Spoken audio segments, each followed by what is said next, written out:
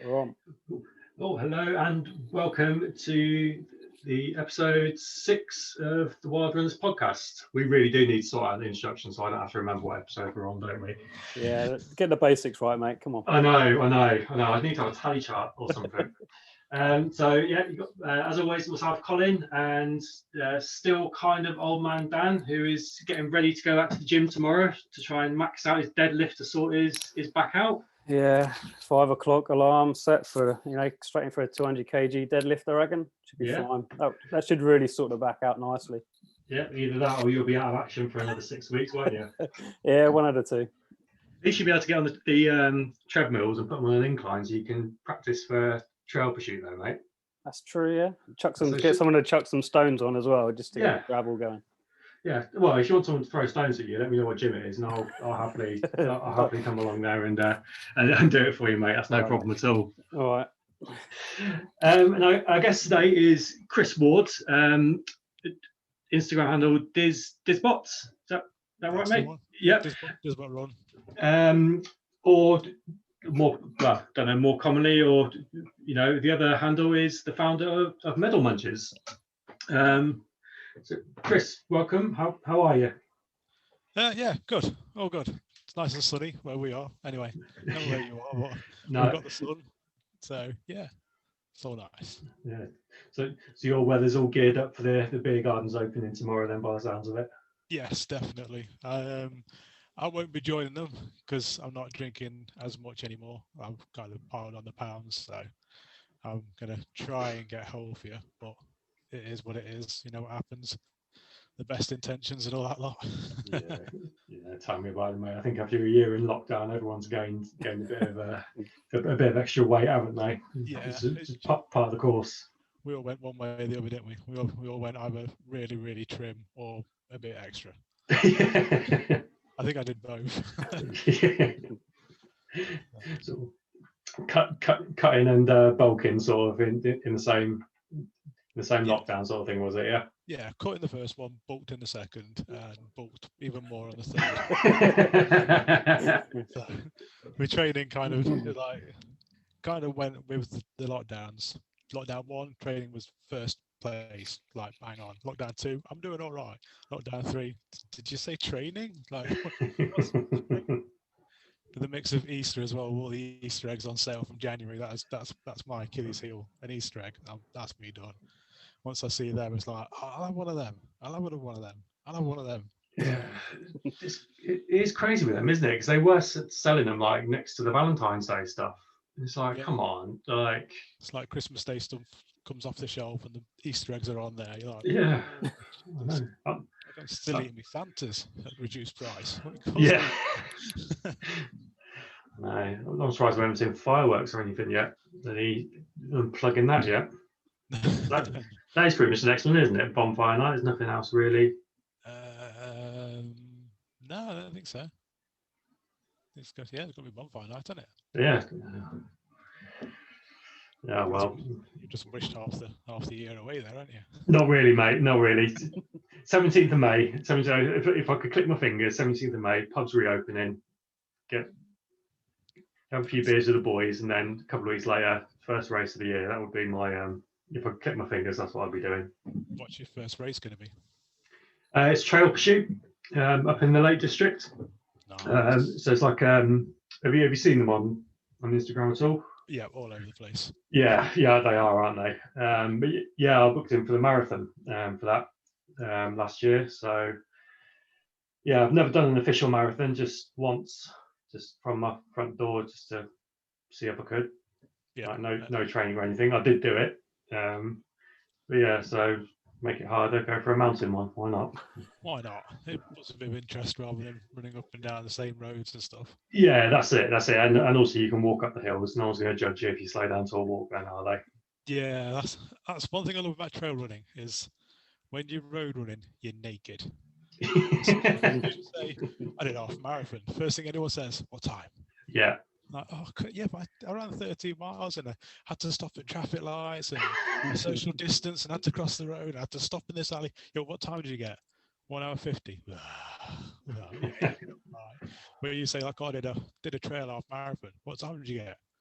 1 hour 50. Mm. Well, no one cares about time. It's more, Nah. what did you eat? What did you have to eat? What was your snack? What was Yeah. your go-to? Like, oh, hang on, cool down. What was the elevation? Yeah, what was the elevation? And did you go through the water? Yeah. Okay. How many bulls and horses chased you, and you sped up down that hill? Yeah. Yeah, that's it. So I always consider road running it's just naked time. Yeah. You have to hit that time, because as soon as anyone puts Strava up, they go judging. This is what you did. But trail running, like, no one cares. It's just like, let's see your pictures, let's see the mountains, let's see, Yeah. like what did you get? What did you go up to? So it's a lot more fun as well. Yeah, definitely agree with you. I mean, I have to do a lot of road running just because I can't get on to the trails like during the week. Obviously, we work. But yeah, doing like a road marathon or a road half marathon, it's not really my thing. Like, because I can do it whenever I want. So if I'm going to sign up for a race, I want it to be on the trails.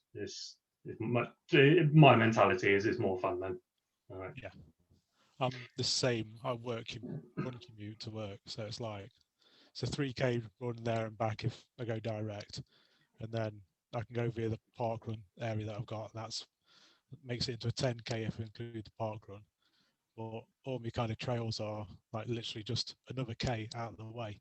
So if I want to go trail running, I could just go. But when you've got all your work stuff on or road running shoes, and you're running over, like, oh, it's really nice over there. Like, sorry guys, you're going through the mud. Well, and that's it. I'm always like, I don't want to wear my trails, because I could run to trails if I really wanted to, but I have to go on the roads, and I don't want to wear down the trail. Yeah, it's not like I want to try and avoid a pair of trainers with you, don't you? It's like you're trying to tippy toe on your trail trainers across the road. Like, yeah. Yeah. Or you're running, or if you come along a road, you're running on the verge, aren't you? So yeah, I'm with that. The Solomon Speedcross I've got, they're quite like tough on the bottom, so I don't mind running on the road a bit with them. Okay, I've heard that they're quite bad for road.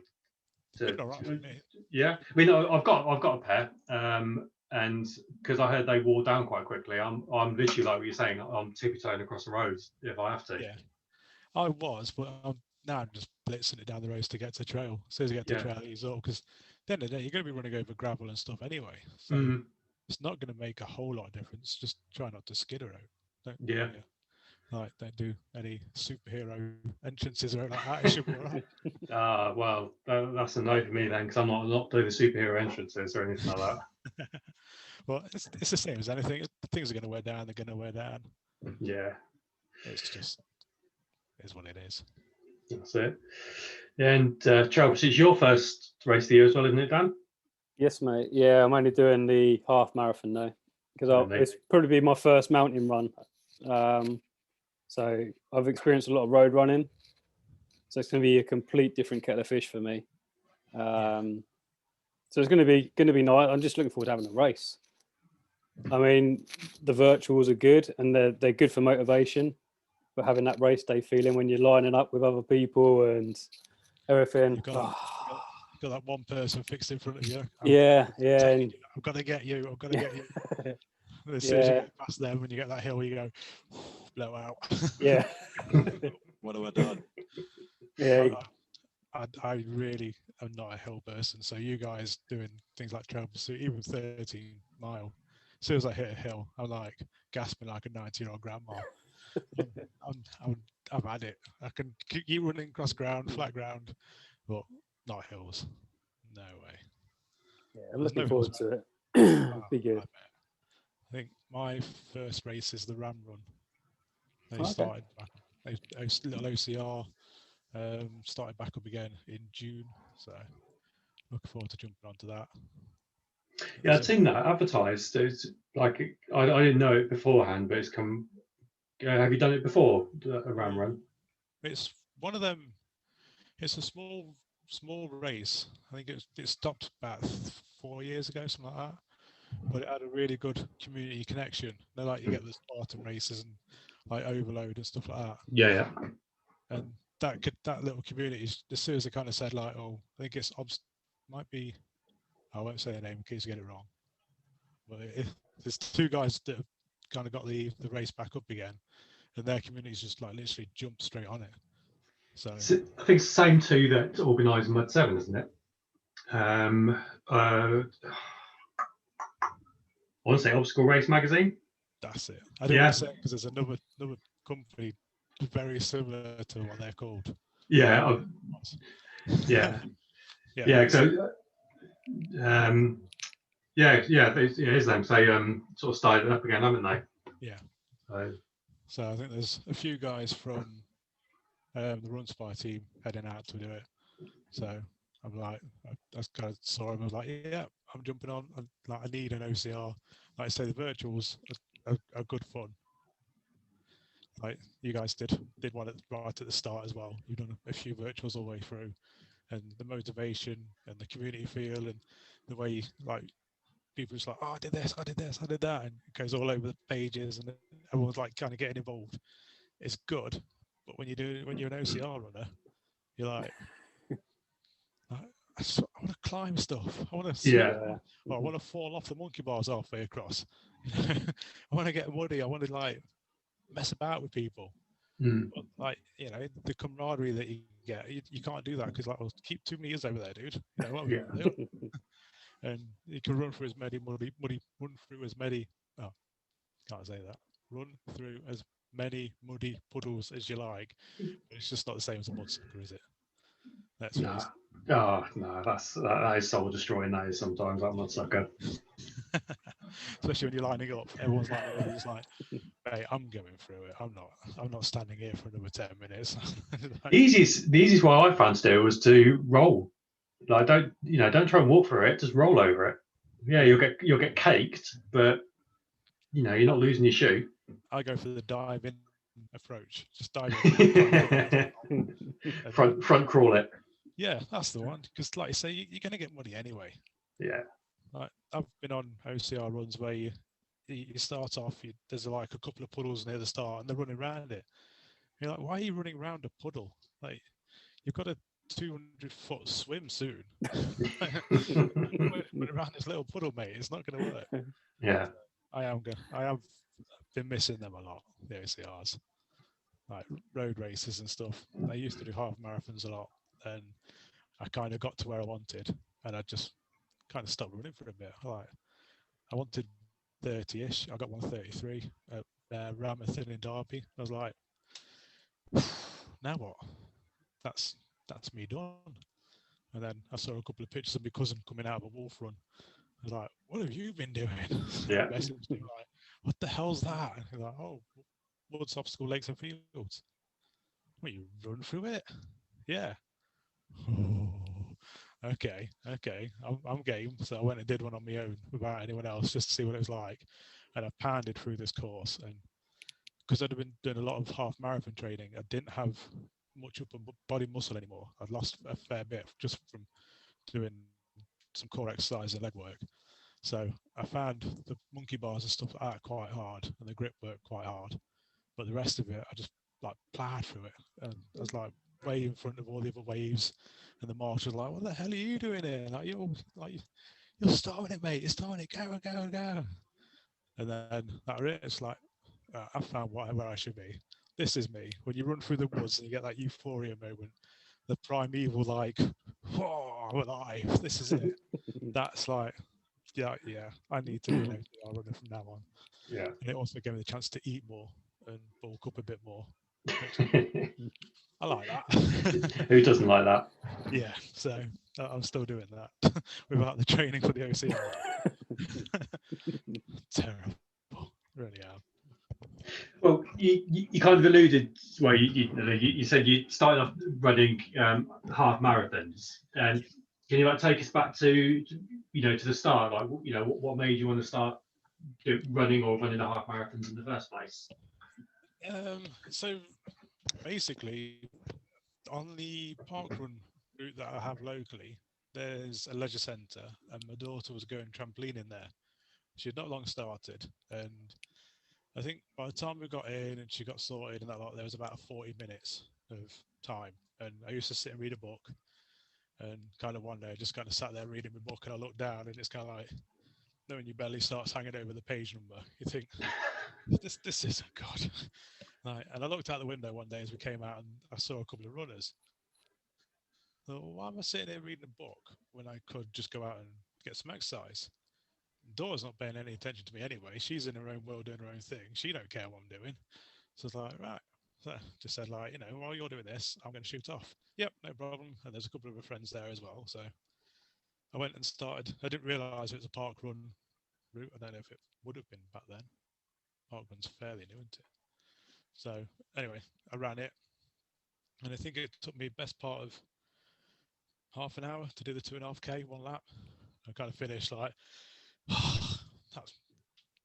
let's see if I could run all the way around. So it went from there. I ran all the way around, and the more I progressed, the better I felt, and the weight started coming off.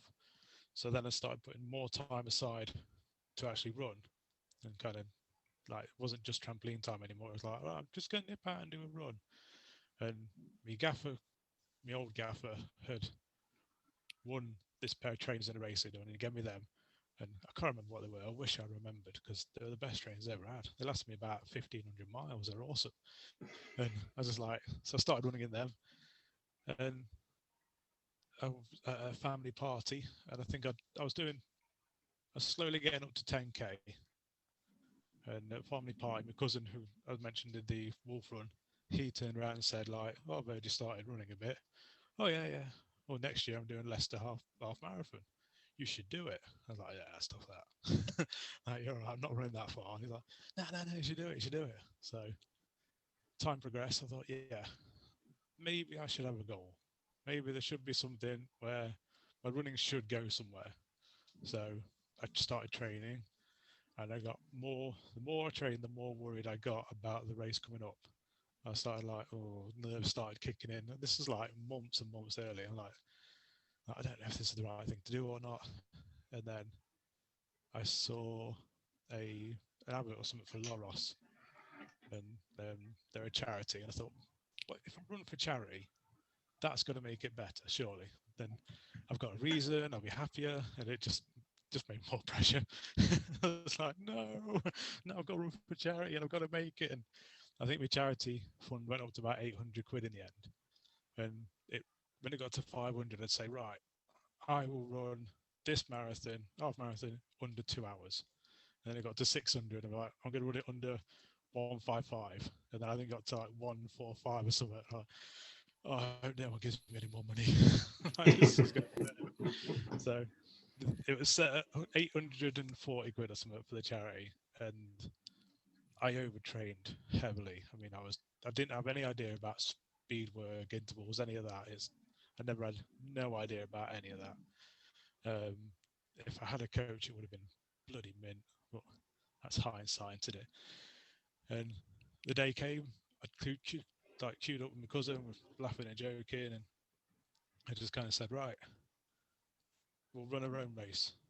So like, we're here together, we'll finish together, but in the middle, you're on your own, kind of thing. Yep, no problem. And I think I finished 146 or something. And I was just like, I was blowing a little bit, but it was just, the emotion got me. I thought, like, I've done it. Like, I've raised all this money. I've done near enough the time that I want. This is fantastic, like, amazing. So it's like, right, book the next half marathon. And I booked the next one, trained again. And it wasn't much longer after the Leicester. And I went and did that. And I didn't get that feeling again. It was still good. Like, yes, finished. And you got the T-shirt, you got the medal. You're like, oh, yeah, check me out. Like, get a picture of me. Yeah. But it wasn't there anymore. So like, maybe I need to do something else. Maybe I need to look at another race.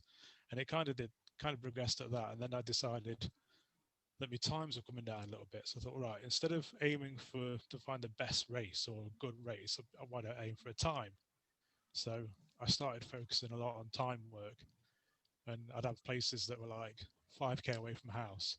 Like, right, I've got to hit that by 25 minutes. Then I've got to hit that by 20 minutes. And I got time obsessed, and it's not great when you got a Fitbit. because it doesn't measure you, like perfectly accurately like a Garmin where your like mileage are. The further out you go, the more lenience there is. So I get to places like last time I was there, it was like 8 miles here was like an hour. Why is it an hour and 3? I'm slowing down. Like, oh no. And so that started to get to me a bit. And once I'd hit the Ramathon half for the second time, I was feeling good. Some of me extended family have turned up and done the fun run and stuff. So there's quite a nice big buzz about it. And I come sprinting. I was thinking it's about mile 10. I come sprinting down. I looked at my watch, about mile 10. Awesome. I'm on time. And it was a really hot day and really dusty. And there's a couple of technical bits to run around. And something just went wrong in my head. And I thought I was on mile 11. So I was like, oh yeah, mile 11, yeah, that's cool. And I had no idea where that come from. And then when I hit mile 11 marker, like 6.5 minutes later, like, what's gone off? Like, what's happened? Oh no, I must have gone wrong somewhere. And then I couldn't work out my times from there. My maths is really good. I was working out all my paces in my head. And as soon as I hit that 11 mile, everything just fell out of my head. I was like, oh no, I was going for a PB, now I'm miles away. And you kind of come up the side of Pride Park and round the whole park to come back to the finish line. And I kind of just come past this bridge. I had no idea where I was. I saw Pride Park, like, you muppet, it's just like it's there. So I sprinted for that and I got to the end. And it's just like, check my watch, like 1:33. I'm like, oh, that's it. I've done it, mate. I've done it. And that feeling was there again. Like, oh yeah, I've actually got my goal. I've got my goal. So a couple of days after that, went back out for a run. I ran a mile. I just went, I'm done. This can't be it. I can't be bothered anymore. I've hit my goal. There's nowhere to go. I'm not bothered about a marathon. Still not bothered about a marathon. Like 26 miles, you get a car for that. That's what that's for. No way for running. And most of my half marathons, it was a few doom bars up until about midnight and a massive spicy pizza. And you can't rock up to a full marathon on that basis. You need to actually put some training in. You actually need to carb load properly, taper and all that lot. You can't just rock up half drunk from the night before and just be like, yeah, let's go bang out a 140, mate. See you in a bit, and just leg it. So I was like, right, the marathons aren't for me. So then once I hit my first wolf run, I was like, that feeling was there again. Like, I've achieved something. I need to build up some upper body muscle, get around all these like grip work and that lot. Second one, I think, what was my second one? I think it was just a standard local OCR, and that feeling was there again. I thought, why didn't I have this before? Because everything's different. Every race, there's a different obstacle. Every race has its own certain element to it, and it's just like, this is me. This is where I want to be. So, at one point, I was doing 18-minute 5Ks with 100 push-ups and 100 bench dips thrown in at the same time. Nice. Pausing the watch, and I was like a machine. I was like belting around the park, and I remember one woman turned around to me. The like a local running group was there on a Monday night, and I'd come running past them, and there's a little bit to the side. I pulled to the side, and I was banging out with 10 press ups, and I got up. And she turned around and went, "Oh, you're just showing off now." And I was kind of stopped. And I was like, "What do you mean I'm just showing off?" "Oh, look at you doing your running and your push-ups, and then going running again." Like, we're all on the same path, though. It just depends on where you got on the path and where you get off the path. So it's like, a few years ago, I was a size 48-inch waist, and I could barely get around this park. I says, I've never criticised anyone for anything they can do. Says, I've worked hard to get where I am today. Says, if you work hard as well, you'll be exactly the same. Says, Yeah. you just got to keep focused. And now look at me. I'm one of them people like, look at him showing off. I'm so bad. Well, it is like, OCR is just a completely different kettle of fish to like a half marathon road race. You don't get to know anyone on a road race as much as you do on an OCR, and you don't get touched in certain places when you're trying to get up a wall and you get stuck halfway up. You hear a voice behind you go, "Got you, lad." Yeah. Oh, yeah, there we go. That'll do it. There's rules against that on the road, isn't there? There is, yeah. You get stormed across when like, oh, I'm slowing down. Here you go. Yeah. Yeah. So, yeah, there's a lot of differences. But it's just the communities, mainly most of it. Like, I've stood at quite a few half marathon starting points, and because I've been a 140 finisher, there's been a lot of people that are like, they're 3 foot taller than me. They're lean. They've lost toenails and all sorts. And they're like, oh yeah, I did this, I did that. Like, what did you do? Well, I just got drunk a bit. Like, and there's no conversation there. And I'm not saying like fast road runners or the faster road runners don't talk to you. They're more focused. They're like, you've got a time in your laps, because it's like I've said, it's like you're naked running. What you see on Strava when you're road running, that's it. That's your code to go by. People judge the Strava by them times when they scroll down. So you can see the focus in people's faces that I need to hit this pace. I need to be doing this. If I'm talking, I'm not breathing, you're going to throw me out, leave me alone, kind of thing. Or in OCRs, you're like, oh, you got a pint? Yeah. You're bringing a pint with you? Yeah. Awesome! And that kind of thing. And they're just like, like, oh, I bet you sack it on the first hay bale and stuff like that. Like, yeah, I bet do. Like, you'll see my legs hanging out the air, and I'll be laughing at the same time. So, yeah, I think with running, I'm more of a fun runner. If my time's 25 for a 5K, it's 25. If it's 22, it's 22. I kind of lost the interest a bit with times. It's only when like the Wildrunners chuck out a challenge like, do your fastest time or do this, and like, right, I've got to actually pay attention to what I'm doing now, and I've got to give it a go. And then it's just like, do your that was it, fastest mile. I've got a bone to pick with you guys for that. Do your fastest mile weekly challenge. I hate myself so bad trying to do that. I was like, right, my training's gone great, it's gone perfect, I'm going to nail this fastest mile. Half a mile in, I'm like limping around the park, like, swine, you're an old man. You're too old for this. Like, you're 40 years old. Stop trying to act like an 18-year-old again. So, but that's the fun of the virtuals. Like, it's not just like run A to B. It's like you can do anything. Like you guys thrown out the elevation challenge and all sorts, and it's just good to get involved. Because you get to meet the Sally up, Sally downs you enjoyed as well, didn't you? Oh, that was that's still on my mind. I've still got to complete that. It's like, right, I can do them individually, no problem. I've got a clever idea. Let's do the whole lot in one go. Yeah, never went. Never got it. It did good for me waistline, I must admit, trying to get them down, and we got my daughter involved as well. We had a good laugh doing it, but I just couldn't get that push-up one. I even got some of the Run Spy guys into it, like, right then, go on. I'm gonna drag you lot in. You're doing it with me. Who can get the furthest? It's just like every challenge it come up with. I think it was the other Dan Turner. He was he's a machine, isn't he? God, he pasted you every time. Like, come on, man! Like, Dan, kick him out. Get rid of him. Can't have him. I think he was on holiday as well, wasn't he? He was in his little speedos as well, wasn't he? Yeah, every time. Like, oh, I'm just gonna go down by the beach and do it down here. You're like, he's stood there like next to a load of people smoking weed in the park, staring at you while you're doing burpees. Like, this is not the same.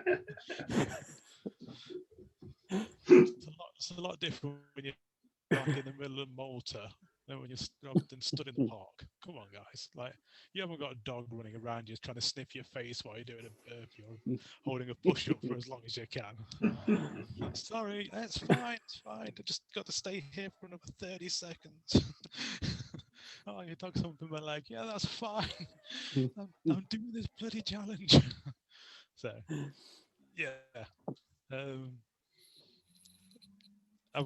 one thing that when I started Medalmunchers, it was one of them things where I'd been sat on it for ages, and it was kind of the same as my half marathon thing. Like I had a goal, like I wanted to do this, and when we set it up, it was more to kind of.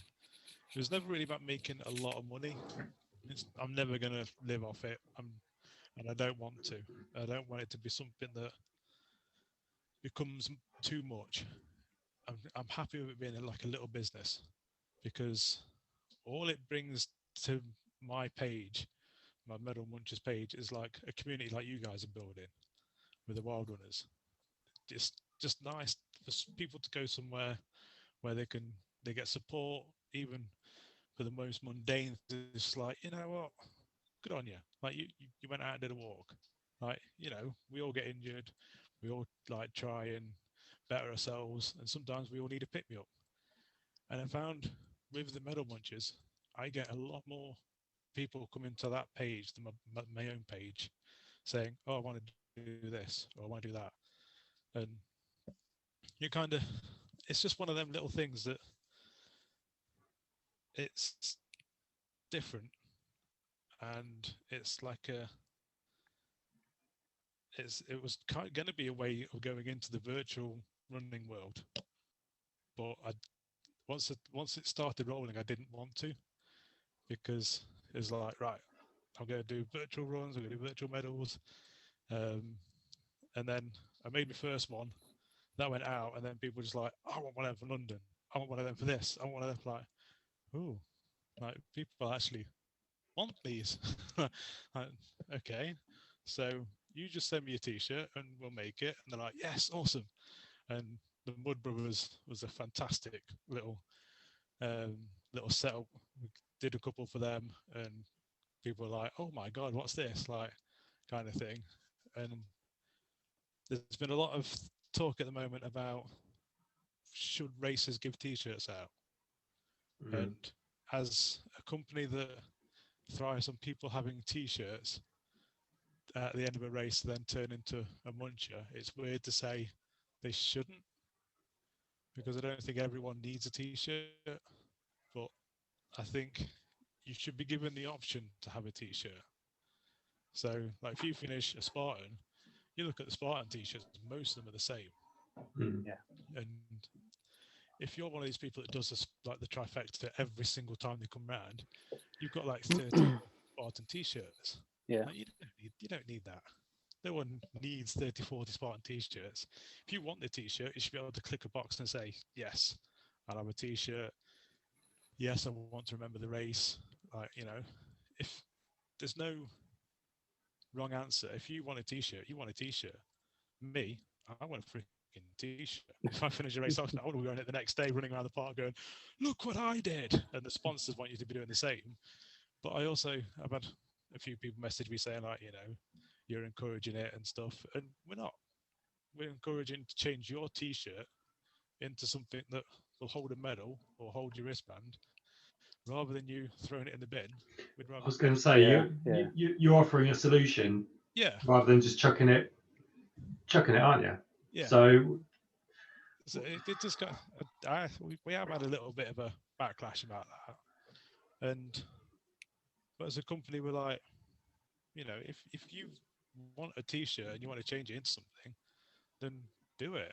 Yeah, that's their choice, isn't it? You know, you're Yeah. not forcing them to change their t-shirts into your Mortys and that. No. So, and I don't think.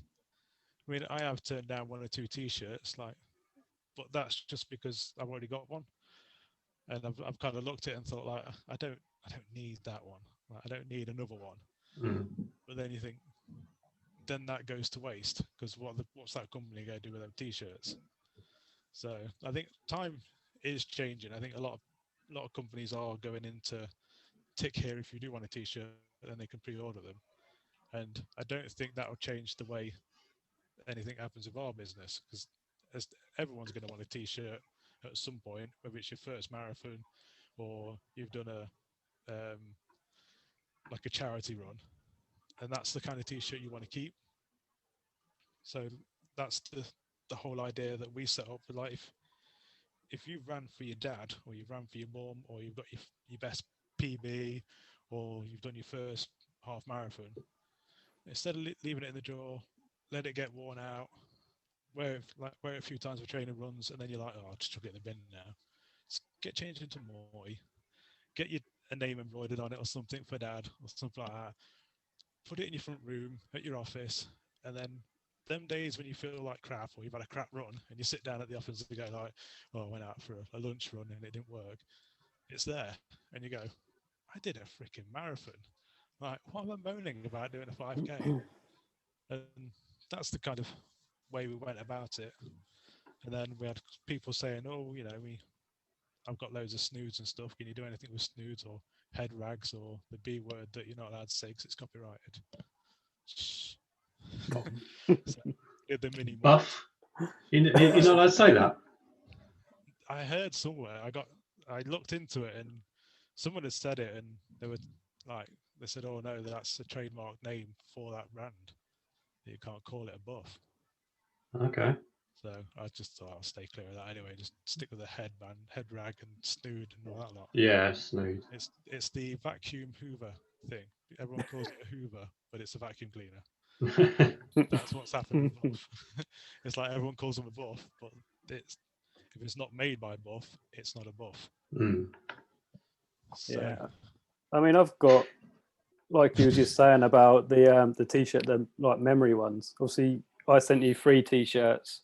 yes. And I mean, that took a long time for us to come to a design, and you've done a really good job of putting them. Yeah. But it's like, yeah, they're old race tops in there, but for me it was like my 10 years of fundraising. So I mean, mine's sat next to me now, next to my like other stuff, next to my medals and that. It's like the t-shirts would just sit in the drawer.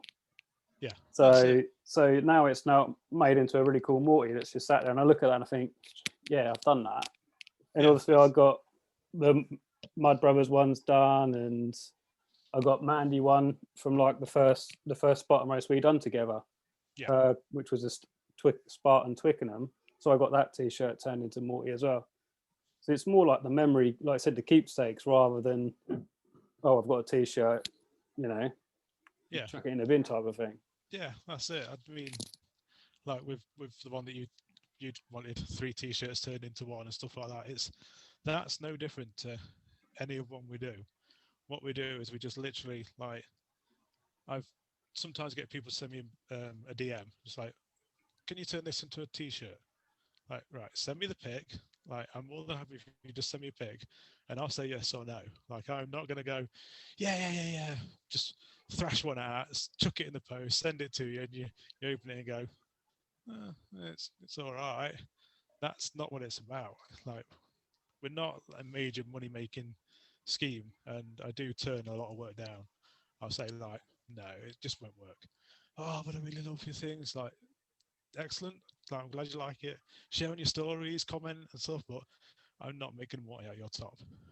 Yeah. It's 2 reasons. The main reason, you've only got that one top. That's your special top. If I turn it into something like a Morty that you don't see a lot of the logo or you don't see a lot of the design, that's ruined it for you, basically. And like, from a business point of view, I don't want to put anything out there that doesn't look good. So the second we cut up a t-shirt, we're committed to making sure that we give you a nice Morty or a fox that represents how much you feel about that race top. So yeah, I think about half my business has been turned down. It's just like, no, mate, I'm not doing it. Please, no, look awful. Or can you do this? No. So, but then we get ones like yours where it's 3, and it's like, right, we'll work out what we need, and I'm more than happy to throw messages backwards and forwards until we get somewhere and go, right, are you happy with this? And normally, like you do, they go, just do what you do. I like this bit, I like this bit, and I like this bit. You just do what you do. I trust you.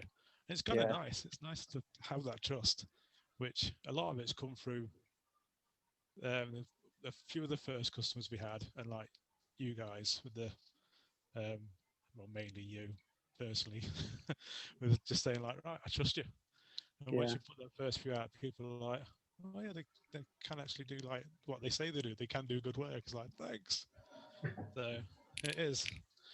Where did the idea come from for to actually turn them into something? And in particular, you know, because it was the Mortys first you did, wasn't it? Yeah. Well, my wife she makes ones out of baby clothes for her, for someone else. And I was just kind of sat down one day and it was just like, oh, can you make one of them out of a running top? Kind of like they do, probably. It's just stitching. Like, well, I've got no idea. And you could get like a fox or a rabbit or something. And I thought, like, well, what would be the difference between making that, like a fox or something? What could make it different? So we thrashed around with quite a few different ideas. I think I've lost about 6 or 7 running tops in prototypes. Different things we could do, just like this top, yeah, I don't really like it. Chop that up, we use that one. This top, no, I never wear that because I wear, like many of us, I wear all my tops for training. So it's like, no, I don't wear that one. Oh, I'm too fat for that one. Oh, I'm never going to be that skinny again. Chop that one up. We'll have that one. And it was just kind of like, I need something different. There's got to be something different than rather just having a cuddly toy. And we kind of had 3 different designs. And I was like, if we smash them together, we might have something different, might have something unique. And that's where Morty came from. And then I was just sitting there watching my wife sew it together. I was like, could we put a mouth in that? And I got the look of, you've just made this so more complicated. Like, give me a minute. So she went and she came back and she's like, right, we've got this. And it was like, that's it. You know, why not have a keepsake from your running top that holds your running medal at the same time? Or you could put your race bib in there, or your wristbands or whatever, or your Tough Mudder headbands that you get, they can go in. It's like, that's it, that's the one. And then we just worked out, like, I was going to do like, I had all different kind of ideas, like different claws, different ears, and like, cool, different charges for this, different charges for that. And it's just like, you know what? Let's just make them. Instead of trying to make money out of them, let's just make them for people. Let's, you know, we'll make our little bit. Obviously, we're a business, but I've seen similar things going for 60, 70 quid. I'm like, nah, I'd rather keep it affordable and accessible for anyone, because I did. It was tough runner. I mean, you start a running business that works on running tops in February 2020. The next month, COVID hits. It's just like, oh, we've sat on this idea for 6 months now. It's go time. We've hit the middle, like hit the start of COVID. Fantastic timing, epic. No races, no one's winning tops, and it was just. I think the last thing I did was marshal at a tough runner, and I went around everyone. And a couple of people were like, oh my God, you got a Morty, where'd you get that from? I'm like, oh, I make them. And it was from there, I was like, people have actually seen this. Like, people actually know what it's all about. And a couple of people were like, that's amazing, how much are they? And so I told a couple of people different prices, just to like, oh, I think we're going to do them at 35, or we're going to do them at 40, we're going to do them at 30. And we decided then we'll do a launch price 30 quid, and we'll keep that going till London Marathon. And then London Marathon, everything just got cancelled. And we just said, right, we had quite a few people that had pre-ordered or wanted to pre-order. So we just said, right, we'll stick to the launch price of 30 quid for the whole year, because so many people will get involved and backing us. And then at the start of the new year, we'll go up to the recommended price that, like, where we're not losing money making them, because each one we made, it was kind of like losing a little bit here and there, but it's just the fun of it. I love hearing the stories that come through, and like we've done some, and we've had people sending video clips back of them crying and like, oh my god, this is amazing. And we've done a few special ones with some friends, and it's just like what people say to you afterwards, or the stories like, I did this for my dad, like he was dying of cancer and stuff, and I just wanted to show him I could do something he'd be proud of, and you're kind of making them and you're like, oh my god, like, there's so much like pressure to get this right, because you just know how much it means to people, and getting that back from just being a little business is really cool. And I find more people engage with me through the business than they do in my personal page, because you're invisible, aren't you? You're just like these cute cuddly monsters, and people are just like, oh my god, like I've had a really crap day with it. It's like, yeah, don't worry about it. And we've supported quite a few runners, which then brought us on to doing the virtual Morties, where you set your own challenge, we create a Morty for you, and then we support you for that month or for that challenge that you set yourself, and we'd share on the stories and we'd keep up to date. So I made quite a few nice friends from doing that. And then I was sorting out all my medals one day, and I had all my Wolf Run wristbands. I was like, you can go in Morty's mouth and stuff, fair enough. And then I just come across the fox. I was like, fox, wolf, looks kind of the same, like ish. Then I thought, well, if he wears it as a collar, that's pretty cool. So we got in touch with Funky Friends, got the pattern for the fox. We did the first one out with Wolf Run top, and like the Wolf Run tops, just the quality on them is so good. Like the second to none, really are. And they just have, they put so much into the design of the tops. It's like different shapes, different colours, so you can really have a lot of fun with them. And I've done quite a few foxes out of Wolf Run tops now. They seem to be a favourite for them. So then we're looking at getting another one on board, like possibly sorting that out. So got to do all the prototyping and stuff for that, but it's finding time. I'm getting kept rather busy. It normally means now that I'm spending half my time. I'm now in charge of cleaning bathrooms and stuff, because it's just like, I ain't got time to do this and make your stuff for you. So if you want them, you've got to pull your finger out. Like, yeah. Definitely. So we've had to compromise a bit, and things like at the start when we're designing them, we realised that a lot of race t-shirts have safety pin holes. So we're like, well, that can pull and thread if you mess about with them. So we decided then we'd put extra cost into it by making sure they've all been backed, so they've all got like a strengthened backing.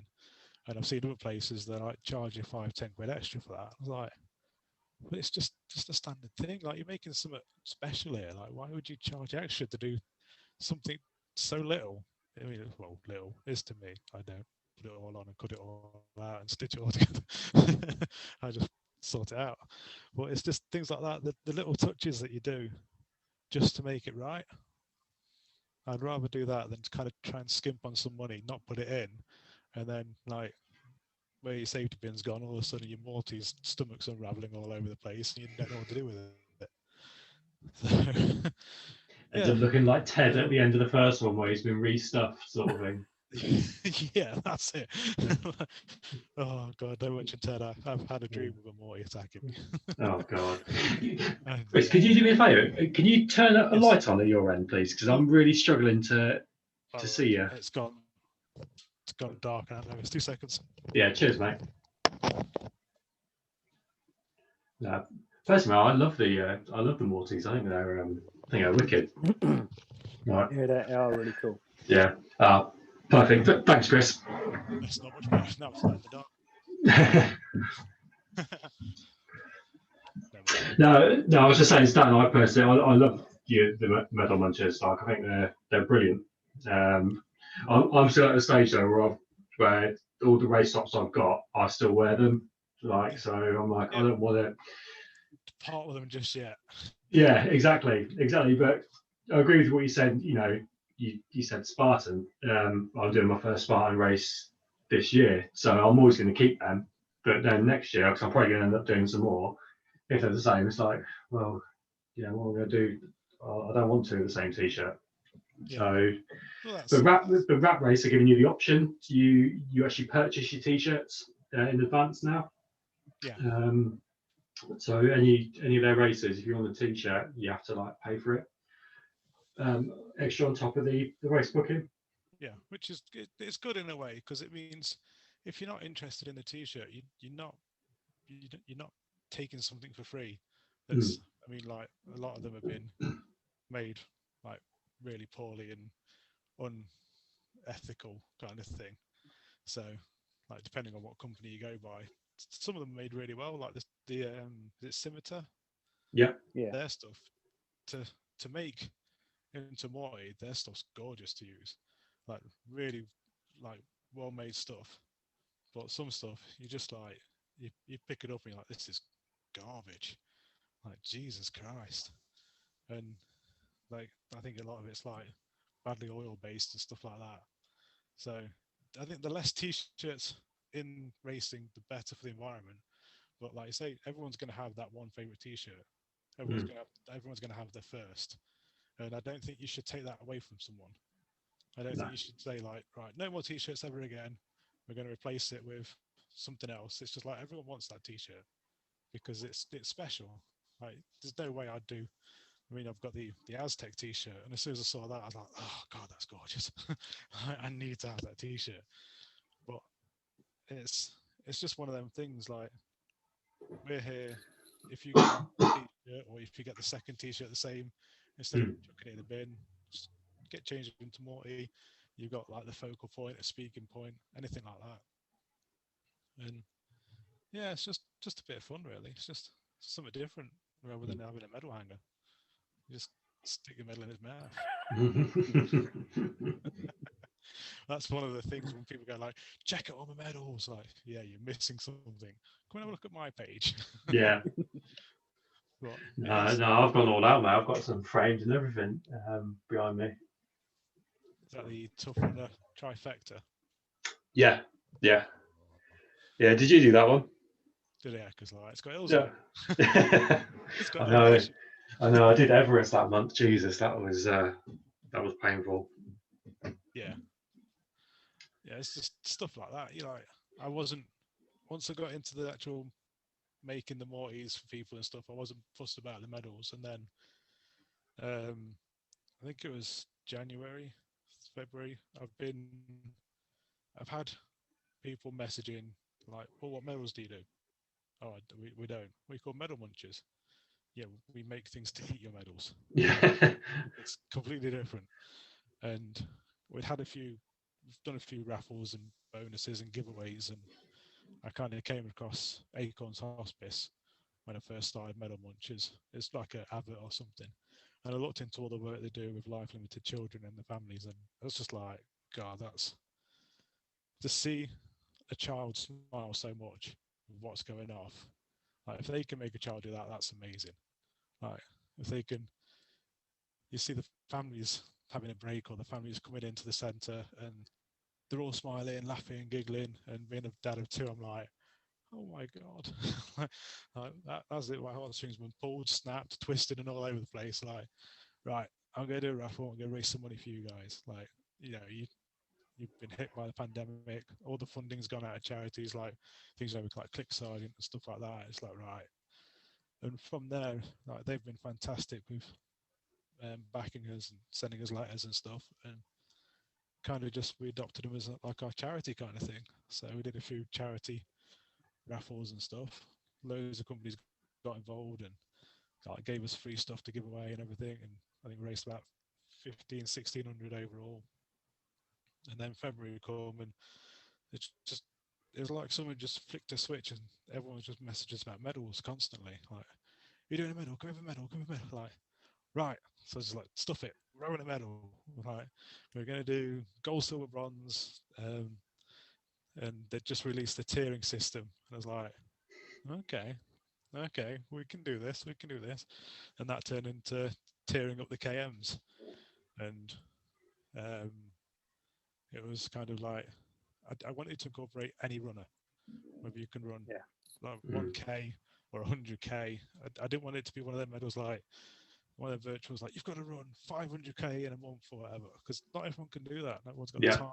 And so I thought about it for a bit, and I thought, well, what if I had different tiers? I thought, yeah, I'll do that. I'll go for different tiers. It's like you can have like the starting runners, C to 5K kind of people, or even just like the NHS staff that were working dead hard. Like, I couldn't imagine them going out and doing a 20K run after like a 24-hour shift and then be back in 10 minutes and get showered and go back out again. So I thought, like, well, even if you walk it or whatever, like, let's make it fair for everyone. And then the gold, silver medal idea come up, and I thought, well, let's bracket it out. If you want to challenge yourself, you can have this tier, and then you can go from anywhere between 5K, 10K, 30K, and then each tier had its own system of how far you could run. I wish I'd gone higher in the 5th tier and challenged some more people, because the people that went for the 200K, they were like, got to like the 20th, 21st, yo, done. Like, oh, should have gone platinum. 300K. And then I had some people that are like, oh crap, I didn't realise it was in K, I've done it in miles. Can I go up a tier? Like, yeah, sure, of course you can. And we had people messaging saying I've cropped up injured, but I can still walk. I said, well, do you want to drop down a tier? I said, you won't have to drop down a tier and walk and try and still hit a distance. Like, oh, is that all right? Like, look, it makes no difference to me. Like, this is your challenge. This is your goal. I will move you wherever you want, because all it's doing is changing what you want out of the medal. So you've paid for the medal. Most of the money from that's gone to charity. So like whatever you want to gain out of it is your gain. So we had one lady that went up a tier. She'd done more than she thought she was going to. And then we had another lady that went up 2 tiers. It's just like, I'm blitzing through this. Can I go up again? Like, yes, go up again. Right. Now you got to hit gold again. It's like, ah. So just seeing that kind of thing come from it was amazing. Like, one lady bought her friend an entry. She's like, can I buy my mate one? Like, yeah, of course you can. I had one lady that bought one for her and her whole family. Like, right, we're all going to do it. He's this tier, they're that tier, this tier, and I'm this tier. Like, amazing. So it was kind of like, it was nice. I think we raised a couple of £100 for charity, and I was kind of sat back, and it was a busy time, don't get me wrong, trying to support everyone and making sure I don't miss a single post or a hashtag or a tag. It's like, no, like, you're going to bed in a minute. So, but I'd wanted to make sure everyone got support, everyone got something back from what they were trying to do. And if they're going to put the time in to support my little business, I'll put the time in to support anything they do. And then I got sent emails out saying well done, and then just sent a little feeder out saying, like, if you're interested in doing another one, let me know. And I've kind of got some plans coming up. And then I just had a load of people like, right, what you got for me? What you got? What you got? What you got? Like, right, I've got to come up with something else then. So I plan to do a scavenger hunt, which is going to be available it's available to buy now for £15. And it's going to start on the 1st of May. And I've done a couple of scavenger hunts before with different companies, and I love them. I just like, because it doesn't matter how much you run or not, you can be like, right, I'll run 1K because I know there's a bathtub at the end of the road, or I'll run 2K because I know there's like some really weird gates down at number 52 kind of thing. So I was like, right, I'll do a scavenger hunt. And then it's kind of like, right, I've got to do it slightly different, because everyone's got their own format in scavenger hunts, and I don't want to tread on their tails kind of thing. So like, what can I do different? And then I think I was just scrolling through something, and I saw a load of patterns, like beehive pattern, and it reminded me of blockbusters. Like, oh, I wonder. So I looked up, yeah, it's still registered, can't use that. Like, right, so if we did a load of items in there, and then you just got to make a vertical line across and a horizontal line down, finding them items, then you win your medal. Right. So like, right, cool, that's it, sorted, nice and easy. And then I thought, well, it could still mix it up because people are really enjoying the distance side of running, how far you can run a month kind of thing. So I thought I might drop a couple of distances in there. So instead of trying to find an item, like, right, I'll do 25k or something like that.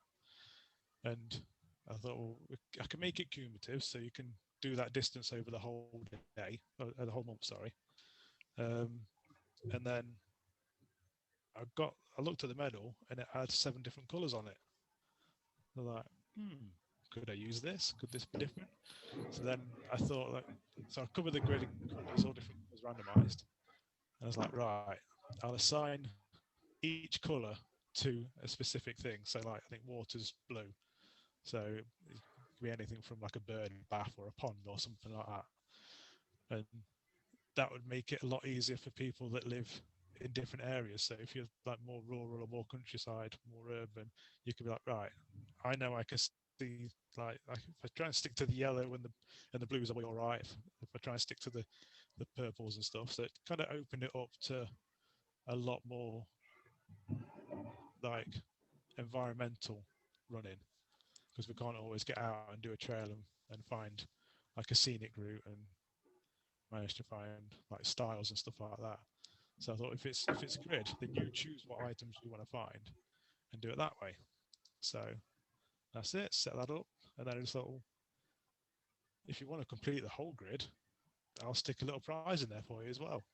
So I'm like, right, stuff it. You can do 2 lines up and down, or you can just complete the whole grid over the month. And that way, everyone can do something. There's something there for everyone and every kind of runner.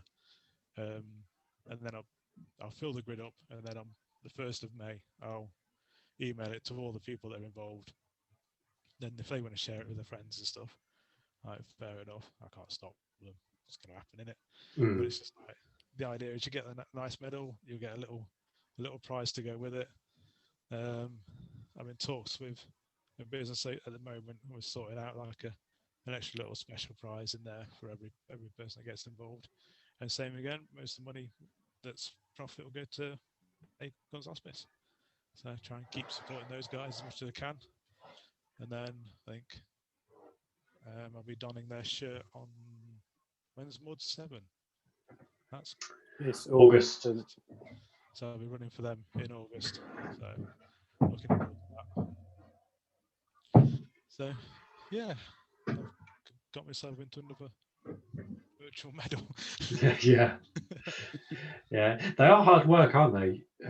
Because obviously I did a bunch of them last year, and I don't, until we did one with the Wildrunners, because we were trying to do exactly what you just said, like really support people, not miss anything. Yeah. Keep an eye on people's evidence coming in, so we can make sure we can collate it all. There is a lot of work that goes in it, particularly if it's not one that run this distance, send in your Strava screenshot. Yeah. Like done. Yeah, done. You know, like, I mean, me and Dan were talking earlier. If I do a virtual challenge now, I'm not interested in doing one that's just run this sort of distance. Yeah. I've done that. I did them all last year. Yeah. I like ones I've got like exercises as well. You know, loads of different components. Yeah, you need that. I think at the start of lockdown, when it first happened last year, like virtual runs, people were just like, "Oh, virtual run? I'm not doing one of them. Thank you very much. I do real running." And then like come April, like everyone's like, "I need a race. I need a medal. I need some." A virtual medal just kicked off, and I think people were just lapping up anything that came along. And like I say now, a few months later down the line, people are like, "Well, you just run 10k." I'm all right. Yeah. Not forced. Yeah. You've got to have that special thing. And with scavenger hunts, you don't know what's coming up and you don't know what's happening. We've got, at the moment, I've donated 2 tickets to What the Fartlek, and they're having a scavenger hunt starting tomorrow, I think. And they're the same. It's just like you guys, you're making a community, and when it all comes together, you're just like, half the time it's like, God, this is so much work. Like this is like everything's kicking off and everything's going off, but at the same time, you're smiling while you do it. Mm. Yeah. And how often do you smile Yeah. when you work? How often do you kind of go like, yes, send? Like, All the time, in case my new boss is listening to this. so happy to start. I Yeah. can't wait to do a 5 a.m. run. Yeah, can't wait till tomorrow, boss. Really looking forward to it. But it's I know social media just gets so much slack and so much bad press, but you literally get out of it what you put in it. Yeah. Like I've had one people, not so much with the on like the Morty page, but I've had a few comments and a few things drop into my inbox on my personal page, and it's just like, whatever, mate. Sometimes I play with them a little bit, dangle them about, and create a new account and go follow them and have some fun. Sometimes I just block them. Mm. I don't get too caught up in the bad side. If I see people starting posts and stuff I don't agree with, I'm an adult. I just either unfollow them or just keep scrolling. It's not hard, is it? You don't need to make comments about. But on the flip side, the amount of support and the amount of friendships I've made through Instagram from people that I've never seen, never really met in person, you're just like, this is what it's designed for. It's like when you set up a community and it all starts building, and then you see the crossovers where people then become friends with the other people, and then they're talking, and then I've seen two people go out for a run, like, oh, they met on my page. they went through me. That kind of thing. And it is it is a fantastic place. Like, you wouldn't have got so much money raised for charities and stuff if it wasn't for things like Instagram, where people put on the page like, I'm going to do this, because they just wouldn't have that reach. You do your local workplace and you do your friends and family. You try doing that 3 times a month. Yeah. Like walking out your hand like, no. Oh, I'm doing a half marathon. You did one of them last week. I'm not sponsoring you again. Like, oh, this time it's different. Why? It just is. Oh, no, I'm all right, thanks, mate. You get that, but you don't get that with these communities. You get more support, and it's surprising how much you can change your attitude just by picking up your phone and just typing someone like, oh, crap run. Bleh. Yeah. And they go, yeah, don't worry about it, mate. And that's the good thing about social media. Like, if you can stay on top of it, and if you can veer away from the bad things and the bad people, you'll get so much out of it. Mm. And I think with the running community, it's a lot different. I think we're more tightly knit and more friendly and outgoing than a lot of other communities out there. It's not like you don't get what you kind of get on like the beauty pages and stuff like that. Yeah, I think you're right, because I mean, personally, if I ever saw anyone put, and it doesn't even have to be someone I'm particularly close with on Instagram, but if I saw someone say something negative about someone's run, I think I'd probably pipe up and just say something directly to them, like, just because, yeah, I've only ever seen it once, and it was really negative what this person said, just about like, what's the point in running when you're only doing like a couple of miles? It's like, well, how far do you run today? It's like there's levels to it. Like, oh, so you ran 50 miles today. Oh, so how many miles did you run when you started? Yeah, exactly. Did you run 50 miles when you start? No. Well, no, you must be crapping all then. She's like, yeah, you all start at different places, man. And just to have a place where you can just be you. You don't need to do any fakery. You don't need to mess about. You don't need to try and be something you're not. You can just be a runner that goes out and does 1K, and you'll still get appreciated the same amount that somebody 100K does. yeah. You don't get that anywhere else. No, I think it's a good saying. A mile is a mile, whether it takes you 6 minutes or 16 minutes. Still a mile. Yeah, Like, who gives a shit? I mean, I care about my pace. I don't care about anyone else's pace. Like, not fussed. That's it. And you can look up to people as much as you want. You can be Yeah. like, I mean, God, I've been watching all them, like the Barclay marathons and all that lot, and been watching the ultras and Killian doing like the OCRs and stuff. You're like, Yeah. oh my God, I'd love to do that. But you can admire, but Yeah. it's not you. Like, you do you. That's it. Yeah. I think I just stole Lou's saying, but like you stick to what your plan is. The second you try and be someone, that's going to be your downfall. And I get wrapped up in it. I'll watch so many ultra marathons and stuff, and I'm like, I want to do one of them. I'm gonna do an ultra. I'm gonna freaking go out there. I'm gonna do what these guys do. I'm gonna do 50k, and I get 6 miles down the road and I'm blowing. I'm like, done. Like, who am I kidding? But it is one of the things I do want to do an ultra. I love how you've gone, yeah, half marathon. I'm not interested in a marathon, but I want to do an ultra. Yeah, no, that's the way I go. It's like, No, it's great. I'm interested in doing a virtual medal thing. I'm making noise. Okay, it's how I go. And even my kids are like, Dad, what are you doing? You just ran to Nana's, which is 13k, and you're struggling. Like, can you turn around, go back and do it a little bit more? Like, hell no, I've just made it here. There is the Nomad 50k, and it's literally on my doorstep. And I've ran a couple of miles of it each side, and I kept seeing it on the style arrow point, like, Nomad Trail, what's Nomad Trail? And I looked it up, like 50k. No wonder. And then I ran out today, did 2.5 mile, and I had to walk 2.5 mile on my 5 mile loop. I'm like, oh no, this isn't working. So it's something to look at. It's definitely not gonna be under race conditions. It'll just be like, I'll just get up one day and I'll just be like, you know what, I need to run. I did it last September. I did my furthest run. It was 30k. I think it's 5.5 minute K I was doing it in, and I just went local park, and I was doing it for Ripple Fitness, one of the charity events. And I was just like, it was 30 minutes or something running. I was like, oh, I'm going to step that up. I've got to do something. And COVID was a hard time for me personally, like losing work, and a lot of stuff went off. And I just thought, we're coming out of it, or we were then, should I say. And things were looking better.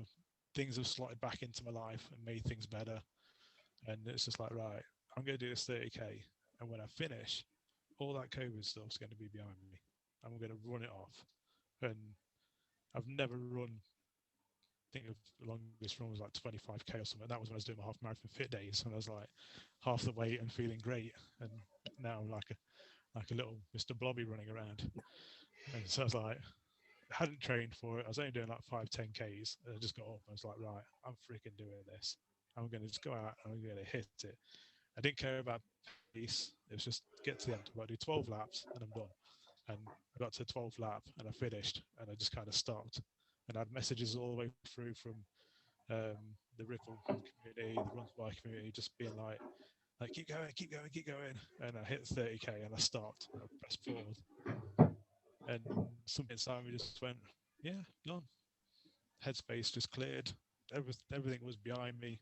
Like, all the struggling that I'd been through for the past 6 months was like buried. It's like, right, I've dealt with that. That's done. Now it's looking forward. And I think I needed it. And I think it'll come to the point where things will build up again, and it'll just be like, one day I'll just go out and I'll just do that 50k. And it's like, these little runs aren't clearing my head enough. I need to go a bit further. And I'll just go out and just probably do it in a whole day. Take me forever. Just like, I'll have people coming past me again. Oh, you're running? Leave me alone. Leave me alone. Yes, it's Saturday. Well, it will be one of them. It'll just be a blowout one. It'll just be like, I'm just going to go and run. I think like a lot of people are going to be like that tomorrow in the gyms. Just like, I'm just going to pound these weights as hard as I can, because like I just need that endorphin, that kind of like release, which you can only really get through exercise, can't you? It's yeah. One of them. Yeah, I think there's going to be quite a few injuries tomorrow as well if people don't. I'll probably be one of them. I was just about to say yes. Yeah. Yeah. You just trying to get out of this trail shoot. Yeah. Yeah, I won't get out of that one. Don't worry. No, mate, I know you will. I know you. You'll make sure he's there. Like, you're doing a half. You're doing a half. Yeah, you can carry me halfway, and then you can finish the other half. Yeah. Mate, I had a look at the elevation of mine. It's brutal. Is it? I haven't even Yeah. looked at the map. I don't know. Mate, I just don't- know when I've got to don't be there wing and it. what time to start, and that's it. Yeah, bring it. Yeah, 1,700 meters elevation I've got over the course of it. So, See, yeah. we've got like a bit of a good hill near us, and I was running with a lad that I've just started running with, and we were talking about elevation and what it's like. And on one of my runs, I was like, "Oh, go up that hill, I'll get some elevation. I do a bit of hill work." And I ran up this hill, and it was brutal. And I got to the top, and I'm like, "Oh God, I want to have a minute." So I stood at the top, and it's like next to the airport, and just having a minute. And I finished my run, went back down, and got home, uploaded Strava, and it's like 62 meters elevation. Like that. I'm like, what? 62? That's 62. That's 62. Like seeing people who've done runs like yours are like, oh yeah, I did 2,000 meters elevation or 1,500. Like that's 62. That killed me. I need to do like 1,700 meters. I need an escalator, man. It's the only way I'm getting all that. I won't be running it. I've already resigned. It'll be like hiking up it, run down. Like, Yeah. there's no way you can run that. Well, no way I can anyway. Yeah, there's one or two people that are designed to run like that, but leave them to it. Yeah, mountain goats. I'm not one of them. No, it is nice being out there and doing it, but once you set your limitations, like right, I know I can't, I know I'll blow out if I do that. I know I'll struggle if I do that. So it's just like right, adapt it, overcome, and just get it done. Yeah, yeah. There's a route which I'll be doing pretty most weekends now. It's about 11 miles, and there's a few hills on that which you can run part of it, but then after that, it's actually quicker just to hike up it. Yeah. So that's going to be my mentality. Like as soon as I feel that gradient move to that certain point, then it's like just start hiking.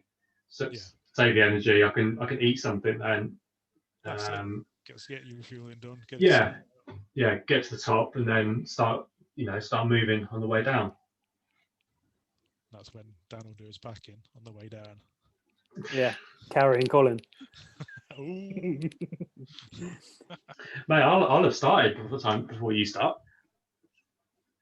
Yeah, I'll have that beer ready for at the end. Don't worry. Oh, mate, you damn right you will. You're damn right you will. I'll share it so you can track it where I am, so you can see roughly. Yeah, that's it. Yeah, I'll give you my car keys, and you can meet me at one of the checkpoints with the beer as well if you want. Yeah, all right, mate. And then we'll go wild swimming. I don't know about that, mate. Like, good for the legs. The water will still be cold then, mate. I don't like. I only do cold water on races. I don't do it for fun. I'm not like you. It is a race. Do it at the end. Yeah, but it's after the finishing line. So the race is finished. Think of your muscles. Beer and burgers will sort muscles out, mate. Don't you worry about me. The eternal crap of a cold water dip. Yeah. So just want to go back to your obstacle course race. I mean, have you got a favourite one to do? Like favourite company or race? I've only ever done one Tough Mudder, and the reason behind that was I joined up with a few other people, and Tough Mudder. I was one of the people that I wasn't fussed about Tough Mudder because it's kind of like the park run of OCRs. Everyone's done one. And you think, well, it can't be that tough. Like, how can you call yourself Tough Mudder when everyone in the world's done a Tough Mudder? So I was a little bit arrogant about it, really, and I shouldn't have been. I should have just kept an open mind, and I went and did it, and I really enjoyed it. It wasn't tough, but it was a little bit muddy. But the community side of that was a lot different to what I'd experienced in other races, because other races, it's always been the same kind of people doing the same kind of things, where that was like, it was like a park run. Everyone kind of joined up, like all chatting and having a laugh and stuff. And then most people didn't know what they're throwing themselves into. So they'd start and be like, oh my God. And you're kind of finding yourself coaching a lot of people through like going over the high nets and stuff. And you find yourself just sitting on the net going, come on, get that leg over, you're all right. So that was nice in that way. And I quite enjoyed it. And the Nessie obstacle, the big triangles in the water, you've all got to work together to get over that. I thought that's brilliant. That's fantastic. But I think my favourite one, it was the suffering. I did the suffering once before they shut down, and I absolutely loved that. That's the first race where I've gone to book it again straight after. Like, my God, you nearly killed me. Like, what's going on here? Carry this sandbag up and down this hill above your head, throw it over an inverted 6-foot wall, pick it back up again. Like, are you serious? Like, oh my God. Where do I sign up? You do it next year? Yeah, I'm going to go further next year. I'm going to do the marathon or whatever it was. But then they shut down, unfortunately, the year after that. So I kind of just been dotting about the local ones, really. I've done Spartan a few times. I love Spartan, but it's kind of like the Wolf Run. When you've done them once, like a few times, they don't really change. So you kind of like the places where the obstacles are changes, but the obstacles are still the same over and over again.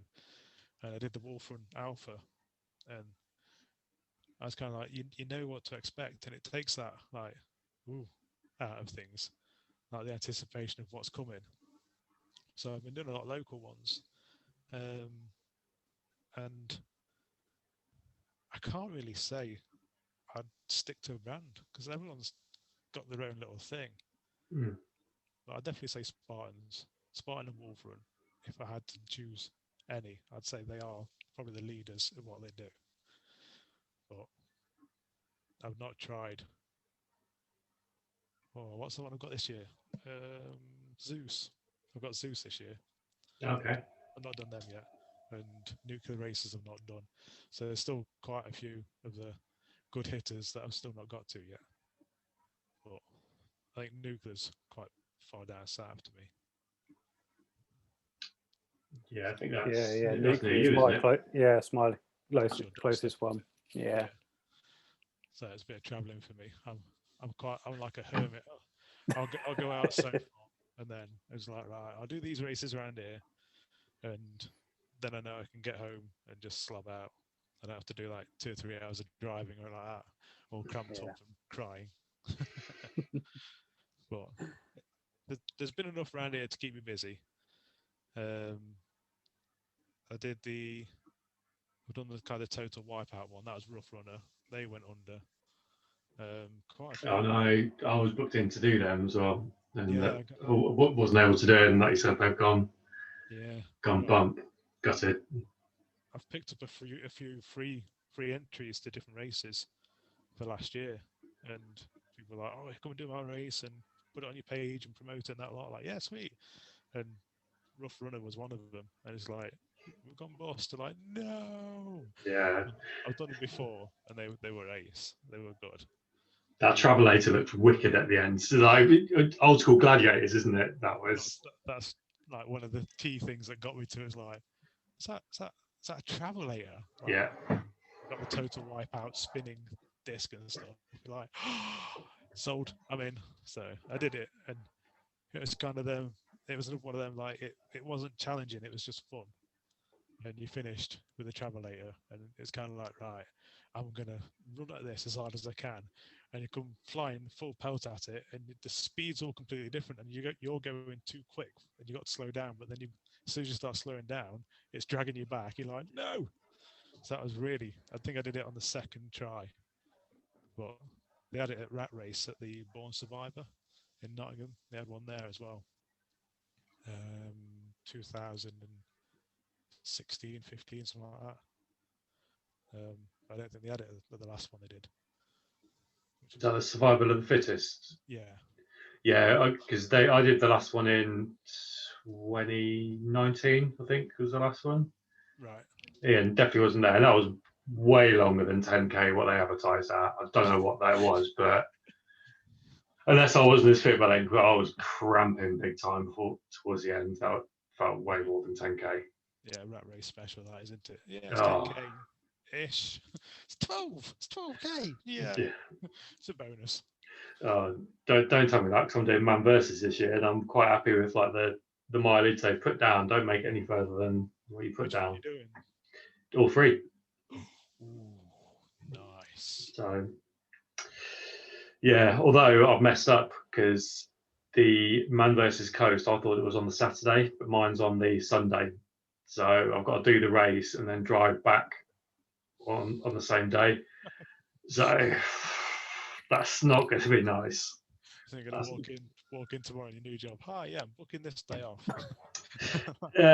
Or are we saying that I think I need to work from home that day? Yeah, yeah. So, You're gonna be a bit of a mess, aren't you? yeah. So when did you first do? What year did you first do your first obstacle course race? I said it was Wolfram, but I think it was yeah, Wolfram did first. I think about 2014, 15. Okay. So about 35 ish. So, because obviously that's a lot longer than what I've been doing. Dan, I don't know when you did I your think my first one was 2014 as well. yeah. And have you predominantly done Spartans, Dan? Have you branched Yeah, out I've to done any? Spartan's probably the main one I've done. I've done a Yeah. couple of nuclears, wolf runs, but I just like the whole Spartan community. Yeah. I've made a lot of friends through there, so it's more meeting up with friends than anything else. Which is what I really like about that. So, Chris, do you think there's anything that the races could do better than what they already do? You don't like just generally as a whole, because obviously it sounds like you've sampled like loads and loads of different ones. That's where kind of Rough Runner came to me, because they were saying like, what can we do that's different? We need like, I says, what's a lot of it is like Dan says, the community. That's what brings you back. Like the people that I've seen get together at Spartan, it's like everyone knows each other.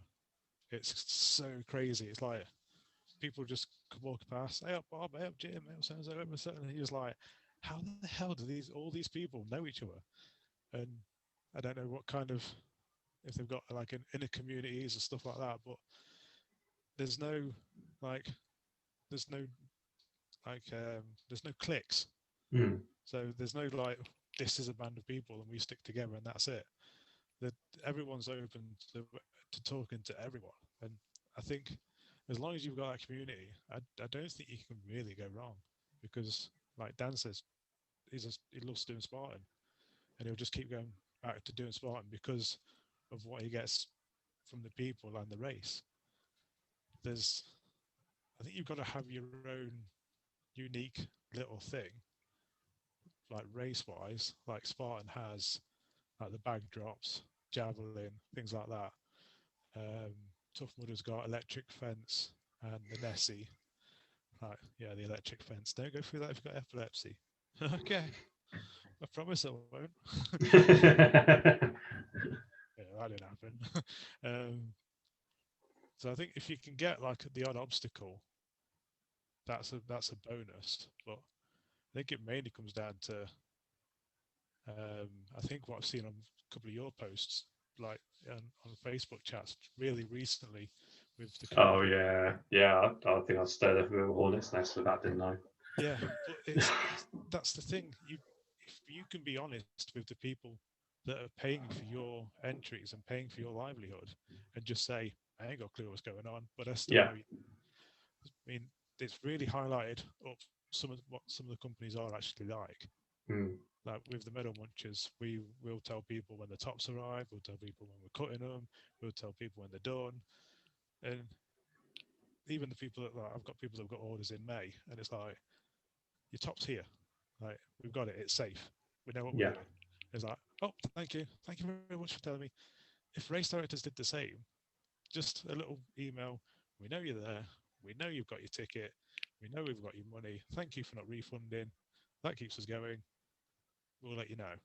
Yeah. If we kept doing that, even if there's no news, just to say, yep, we still know you're there. I've had one or two races, and I don't even know if they're running this year, Mm. which is crap. You're like, other races have kept me informed and stuff, and some are just it's just radio silence.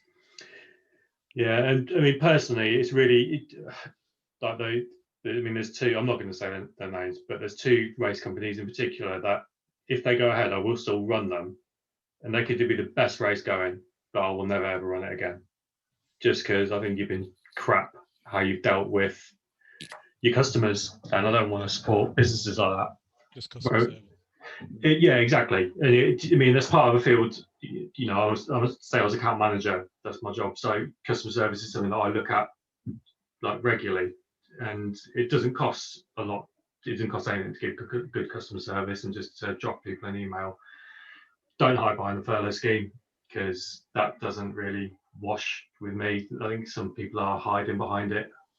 Yeah, if you own a company and you want it to survive through this, even if your company's furloughed, surely you can still send out emails while sitting at home.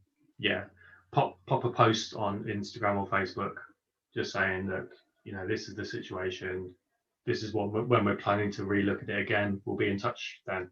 Fine, no worries. Don't just sit there in silence and then cancel the race 2 weeks beforehand. Like, because that's just shit. Yeah, it's the fact that like with the marathons and stuff, you train for these things, and if they say like 2 weeks beforehand you've cancelled, you're like, well, like you're not going to lose out from the training, from doing the training. But your goals then moved, and you've been in a mindset for so long of like, get to this day, now this race, I'm ready. There's like, oh, we're not doing it now. You get that, and you shouldn't be getting that from an organisation that would probably already know what's going on. Yeah, I mean, they're not going to have any more information than we do. You know, they haven't got like the old school red phone like they have in the old Batman thing going straight to Boris. They haven't got that. But just a little heads up every now and again to say, look, we know you want to know, we want to know, this is what's going on. Like, no worries. Yeah. So moving forward with that, is there anything that races can do? Yeah, be more open. Yeah, exactly. Things happen. Be a bit more open about it. I think Suffering, they said they were losing money and they couldn't keep the business going. And I think they're only charging like 35 quid or something. And everyone was like, we would have paid more. Like, if you'd asked, we would definitely pay more for that race. Like, why don't you come out and just say? So I don't know if there was something else to that, but it's like, if the organisations come out and say, this is happening because of the community that they have, I think people will step up and just say, right, okay, like we'll pay the extra couple of quid if we can race again. Yeah, I think some of these. I mean, I'm not. Obviously, the Suffering's been and gone before I really got into it, but I know that. I mean, even today, I just saw Grail Quest down south. They've cancelled their race and they've said that they're going to be next year's going to be their last one, and it's not even their full-time job putting that race on. It's something that they do on the side, similar with Overload. The RD for that is not his full-time job. So I think the margins that some of these companies make, they're not as much as what you think. Yeah. I think they're even the Spartans, there can't be that much money in it, because how much does it cost to put on a Spartan race?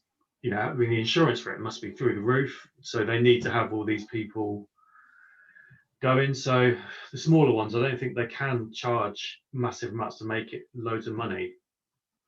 Because then would you pay the 50, 60 quid you might pay Spartan every one time you went to go to do a local one? Yeah, I think if some, because I've picked up for like 20 quid. I think when I picked up one, that was a 20 quid entry. Yeah. Bonus 20 quid. Now, if I went and ran that and it was awesome, and a few other mates ran it and they were like, yeah, that's awesome. If the next year they said like, right, we'll do it again, but we didn't make enough money, or we need to make a little bit of money to put it on again, would you pay 25 quid? You're like, hell yeah. Yeah. I'll pay 25 quid for another run. Like, if things we get, like, the reason I started doing local ones, because I was getting 3 local OCRs in for the price of 1 Spartan. Mm. And I wasn't traveling very far. Like I did Windsor just because I think me and my cousin kind of wanted to do a Spartan. That was the only one available that wasn't sold out. So like, oh, I'll do Windsor, and it was good. I enjoyed it. So, but from a financial side, I like, well, I can do 3 other races for that. Mm. Like these are places that don't always get booked up. These are places that still have spaces left. Where you see Spartans selling out constantly. So I just thought like they're kind of Spartan and Wolverine are kind of my treats to myself. Yeah, so yeah. to speak. But there is a divide in OCRs where you have the local and the big players like Rat Race. Rat Race have now moved forward into like the man versus. Yeah, adventure races, haven't they? Yeah, they've gone to bucket list mode now, haven't they? They're kind of, we're not doing little races anymore because I think a lot of it was struggling with insurance for city races for their um, survival of the fittest. They're all in cities. So I think they're going on to like the bigger, more expensive, more fun.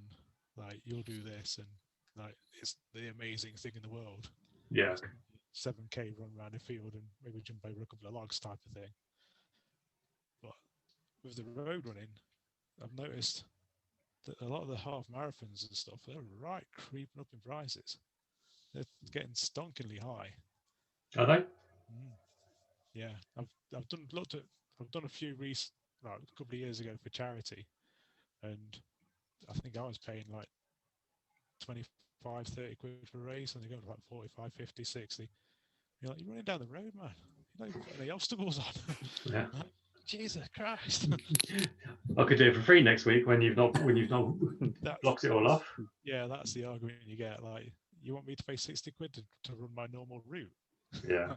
I've been running this tomorrow. Yeah, I won't get the t-shirt. I'm still running it. I can dodge the cars on my own. I don't need a marshal. You try and put on an OCR on your own and see how you get on. And it's for half the price. So that's the reason why I love OCRs. It's just you can't just go out and do it. You've got to turn up, and sometimes you don't know what's coming like. So yeah. Well, that actually leads us on quite good to some of the questions that people have sent in. Actually, that does. Oh gosh. So the one that leads quite into it's from Unorthodox Ben. He sent in a few questions now. Actually, yes.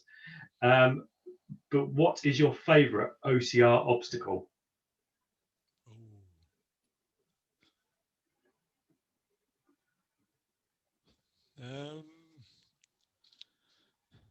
I think the sandbag hoist, Spartan. Yeah. Just mainly, I can remember doing it with my cousin, and he's a bit heavier set than me, and he literally just kind of lied on the floor and just pulled his sandbag up, and he was done. And I was like, oh, dead easy. And I don't know if he'll listen or not, but I'm a slightly better OCR runner than him. So I was like, yeah, I got this. And I grabbed that sandbag and I pulled it about 2 or 3 foot off the floor, and then I went up. I was like, what? And it took a bit of figuring out to like find a footing and like a good place where I could actually get that bag up to the top and bring it back down again. At one point, he's like, do you want me to do it? He was like, no, I'm doing it. And like, I'll keep your hand like, no, I've got to do it on my own. I've got to do it. And I find it quite hard and quite challenging for some reason. And I've been watching other people do it. They just got to turn up, pull it down, pull it up, let it down, and all that lot. And they're like, yeah, it looks dead easy. But nah, it wasn't for me. And the fire jump. The fire jump's one of the hardest because you've got to nail the perfect picture, haven't you? You definitely have. Yeah. You can't just jump over that like a granddad. You got to get the perfect picture on that. Yeah. That's a hard obstacle because you can't turn around and go back and do it again because you don't know what picture you got. Yeah. You can't be like, hey, mate, just let me have a look at that. No, I'm going again. Yeah. You got to have something decent to post on Instagram, haven't you? Otherwise, why do we do it? The fire jump Friday. Yeah. Yeah, I've recycled that picture a few times. But as before, like the Nessie one, I love the idea behind the Nessie, where everyone's got to stick together. You've all got like, you guys go over now, We'll pull it round. You guys go over, and you get there on your own, and you're stumped. So yeah, I think that one brings out the best of OCR, doesn't it? Like the teamwork sort of element to it. Definitely. And then the last question we had was from Lisa RD. Any big challenges planned for 2021? I was challenged to run 30 miles with 20 kg near the start of the year, which I want to do. But I keep on picking up little injuries and little niggles before I've even put any extra weight on. And then I was going to do, for every kg that I lost, I'd run with that kg on my back. I think I'm in like negative 5k at the minute. How do you take 5k off? So I need to run with some balloons or something to go back to the starting km. But it's sort of still looking at. I'm kind of wavering on it now, but I'd love to do another clean OCR. I did the last rat race, survival fittest. I did it completely clean. Like, well done. Oh, well done. It was the barrel. Everything went all right until I got to the barrels.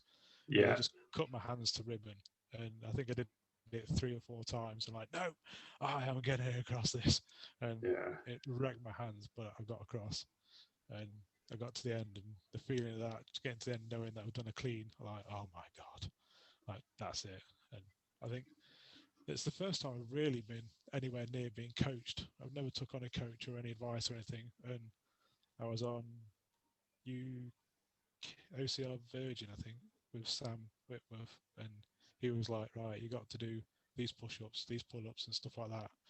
And I did all them, and I just got to the first monkey bars, and I normally get 3 or 4 in, do the usual, it's too wet, it's too slippy, oh no, I think I've done my shoulder in, any of them kind of excuses. My hands are too muddy. Why did they put the muddy bit before the monkey bars? That's ridiculous. And you walk off shaking your head, blaming the race director for you not being able to do monkey bars. And I kind of got to them on rat race, and I flew across them. I was like, oh my god, this is it. So I've so got this.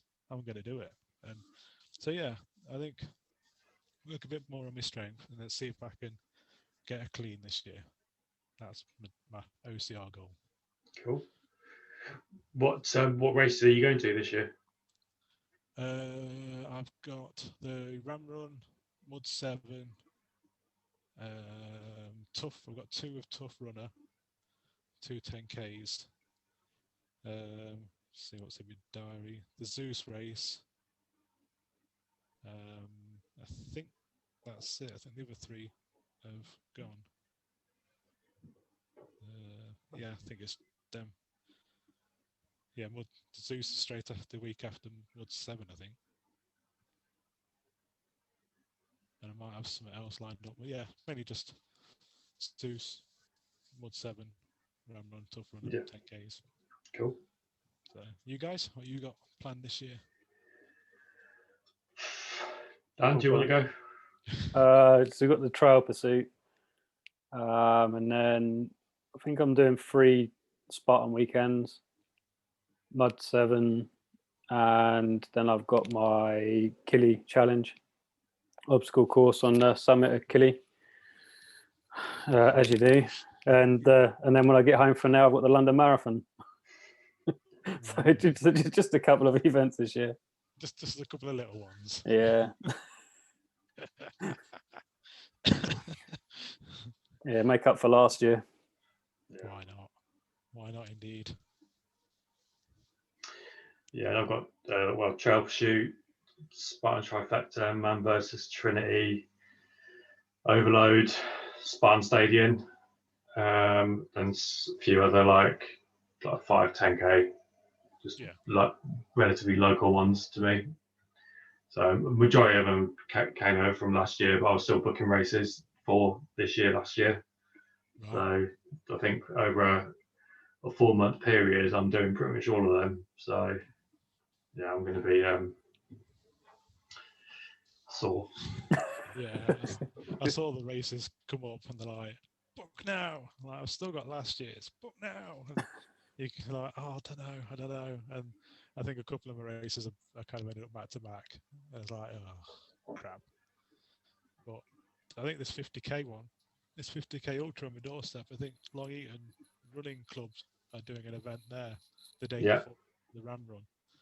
So I was like, if I do that, if I try and get involved in that and run that, it'll be supported. But then I've got an OCR the next day. So that kind of put an end to that. I was like, no, I'm all right. Yeah. I think people are getting a bit edgy now. The race is kind of open and everyone just kind of went crazy. Just like, I need a race. I need something to aim for. And I need to go out and see my mates that don't normally see or that I can't see and just go for like a run with them. So I think there's been a lot of sellouts, and I think a lot of places put extra races on or put extra places on, which is good for the community. I mean, like if they can get more like the spaces they've got to sell out, then that can only be good for them, surely, to keep businesses going. But I didn't take any refunds. I mean, even to the point where I lost my job and stuff, and we were like thinking about what we're going to do about money and stuff. It was still like the money's gone kind of thing. Like I'd rather not take the refund and possibly run it next year, or just leave it with them so they're in the same boat as me. Yeah. They're relying on people's money. We're all in the same boat. Not everyone did that, and each to their own into it at the end of the day. But I think now it's got to the point where the future's looking bright. So everyone's kind of, yeah. When you get to like a finish line and you start getting edgy and you're trying to hold yourself back, it's kind of like the whole UK is like that. They're just getting near the finish line and everyone's just like, come on. Like you say, waiting for May the 17th, which is like, come on. Yeah. Let's just get there. I think that's the key one, isn't it? 17th. If that goes ahead, then it's kind of like, yeah, we're good for June, I think. So, which in a way, I'm actually, I know we were joking about earlier, but I'm actually quite pleased it's crap weather and the pubs are opening tomorrow, because it's like it's carry on snowing, like stop people mingling, so then the data allows them to go ahead for the 17th of May. Yeah, like I'm kind of that's why I'm looking at it. You do get a lot of frustration seeing how people are dealing with the pandemic and how they're meeting up and stuff. What's bugging me a lot, and it's kind of like anything else. You just got to concentrate on yourself, keep yourself safe, keep whatever you're doing to a minimum, and keep within the guidelines, and we'll all get out of it a lot quicker. Yeah, I don't know. I mean, I'm kind of, you see these people having raves and what have you, and don't get me wrong, I'd love to go, but I'm not going to, because that's totally irresponsible. But go around your mate's house for a beer to watch football, yeah, I'm up for that. So I'm kind of like, there's a big difference in there between hanging out with. Yeah, exactly. Yeah. There's, be sensible. Don't be a dick. I think is kind of the way I look at it. Yeah, that's it. I'm all out of questions, Dan. Have you got anything for Chris? I was just going to say, so have you got any other ideas for your Mortys? You got any like other designs you're looking into?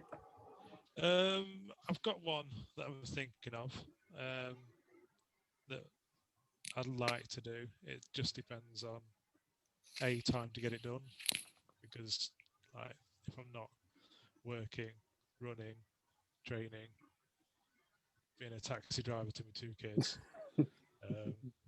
doing house chores and stuff, so my wife can have time to make the stuff that I want to do, then I might get around to sorting it out, and then not putting on another virtual event, so we've got time to actually.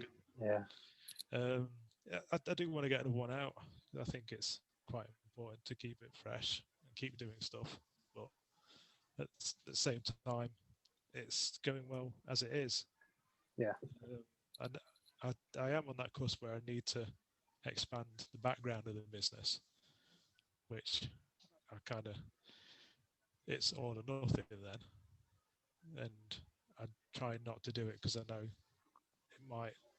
it'll come out of my pocket, and it's that thing like if all of a sudden people go like, everyone who wants a mortar, who's got one, and no one else wants one. You're like sitting there with this nice little debt sitting behind you, and you're going, "Oh crap, why did I do that?"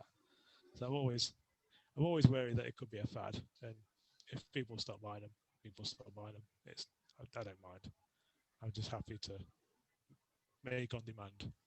As it were. Yeah. Have you thought of like having like a stall at ACR races and having a few of them on there? I have done. We partnered up with Aztec Escape, which unfortunately got cancelled, and then it got cancelled again this year. I was due to run that one, and it's not said whether or not it's coming back again yet. I don't think. If he has, I've missed it. But yeah, I was going to kind of do the run, like early doors, blitz around it, come back, stand there covered in mud with a table covered in mortars, and like, this is what you can do, kind of thing. Yeah. But it's just time, really. If I'm going to an OCR, I want to run it. Yeah. Yeah. If I've got time to Yeah. go, Totally agree.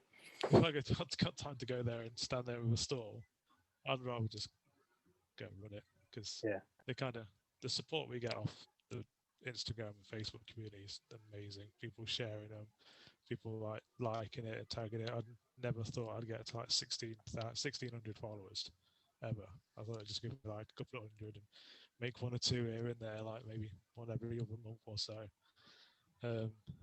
So just seeing where that's come from, it's just like, I try not to let it take up too much of my life. It keeps dragging me back in. Yeah. Yeah, it's just good fun. I try and make it a hobby, not work, because as soon as it starts becoming a work thing, it becomes a chore then, doesn't it? Yeah. So yeah, I'll keep doing them as long as people want them. And like, I might do what I did before. I might marshal a race or like volunteer at park run, something like that. I might do. It's just hard. Like, I'm gonna go volunteer at park run. You get there and your trainers are in the boot, and you're like, "Whoa, I could just run it." So I think you've got. It's that kind of thing that if it wanted it to do well and do massive and put money into it, I think I'd lose the love that I have for it. Yeah. I'd lose the personal touch. The nice thing I've got at the minute is we try and keep up with everyone as much as we can. We keep our followers down to people that like follow us back and chat to us and engage with us. And like, if you buy a mortar, of course we're gonna like you, we're gonna follow you, we're gonna chat to you, stuff like that. We're gonna follow what you guys get up to, and it's just nice to just have 5 minutes where you can just pick up the phone. You're not doing out like, sitting on your break time, write the phone up, and you've got like 3 stories coming on. I want this turned into this for this, and I want this. So yeah, short answer, I will be looking at probably doing something else soon, and I don't intend to like make loads of money off it and increase loads of prices. Just want to keep a nice little, like, the more followers the better, because the more people I get to see and meet and chat to and stuff like that, and take up more of my time. Well, I think you can only get, if the right type of people can only make your life better. So, and if you can help someone else out, why not? Like that. Mm-hmm. Yeah, it's all about one of them. It's like, I'd rather have the quality than the quantity. It's like having these like 10,000 plus followers, but if none of them interact with you or whatever, then what's the point? You don't know any of them. Yeah. They're just another number, aren't they? Yeah, that's right. We all did that on Facebook when it came out years ago. Like, how many friends have you got? Yeah. Sat at like school or whatever. How many friends have you got? I've got 200. I've got 5,000. Do you know any of them? No. So, yeah, I think it is a numbers game. Sometimes I have looked at it and gone like, oh, that one's only got 54 likes. That one's only got 24 likes. Oh, that's got 100 likes. And I scroll down the likes and it's like, most of them follow me. So that's a good sign. If I scroll down the likes and none of them follow me, it's like, I know they've just hit a like on a page and carry on scrolling. It's Yeah, just and like, hoping you'll like their stuff back, or yeah, or yeah. follow me, follow you. God, Yeah. Struth, give me a break. Like, or I'll follow you and you're going to unfollow me because I Yeah. can't see you follow me. Like really, you've got time for that, mate. You've got time to do something productive with your life rather than trying to rack your numbers up. Like, I don't get people like that. I think a lot of it's for promotion and free stuff. Like, oh, I've Yeah. got 10,000 followers now. Will you sponsor me to do this, or will you give me free stuff to do that? I think that's the only reason why I could see you'd want that many people, Yeah. just to get free stuff, which we all want free stuff, but at least do it the right way. Yeah. I think if you had 10,000 followers, you wouldn't even go through your feed, would you? You just No. wouldn't bother. You couldn't do it. I scrolled back a lot on the followers we had. I followed a load of people because I like the feed, I like what they were doing, and it got to the point where they weren't interacting with the page. It was just literally, you follow me, so I follow you back, and then I go into their page, and they're not following me. And it's like, so you've just clicked on the page, got me to, like, you followed me, so I followed you back, and then you've unfollowed me at some point, and you've not liked any of the pages, any of the stuff that I've put out. Like, you've clearly just gone on there just to get my follow, and then not interact with the page ever again. And it was stopping me from seeing the people that were interacting with the page. I was like, well, I don't want to be seeing posts from people that have nothing to do with the page forever, rather than and then missing like people that support the page and sharing the stories and stuff. So I just went down the page and I just like want to try and be a bit more inclusive, so we can be there for people, rather than, like you say, just scroll through endless amounts of people showing me what toothpaste they use and stuff like that. Like, okay, you're a runner that supports toothpaste. You crack on, dude. So there are a few big numbers out there, and they are really good people and really nice, and they engage with the page and stuff. And there are other people where they've said like, "Oh, will you follow me?" and I'll follow you back, and it's just like, no. Like, if I'll follow you if you're interested, I'll follow you if you inspire me, I'll follow you if you like my company or my own page. Like, I'm not going to follow you just because you followed me. Like, it's not school, not free school. Like, you be my friend, I'll be yours. So it is a weird little messed up place to start delving into. And then you get the people that are like, oh, I did a whole call. Like, you got rid of me. Oh, sorry, I didn't realise. So I don't know.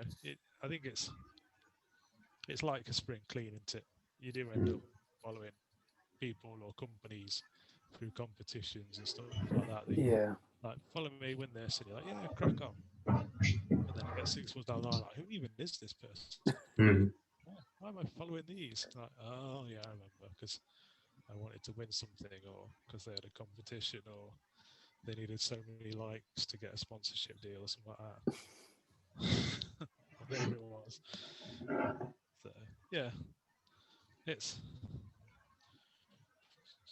having an IG business is a weird thing, and I've got, whenever I come up with an idea, I've got my morale ethic coach, Aaron, the running apprentice. It's just like, right, mate, I've got this idea. I'm going to do this. What do you think? And he'll go, that's good, but I won't do that. Why? Because this people might feel like this about it. Good idea. I didn't think of that. So from the first kind of 1 or 2 things that I've set up, like with the raffles and stuff, he's always been kind of my go-to morale guy. He's got a good head on his shoulders, and he'll be like, right, I want to do this, and I'm going to do this, this, this, and this. And it's like, what if you do it this way? Yes, thank you very much. I'll see you later. So I think having people like that around you is good.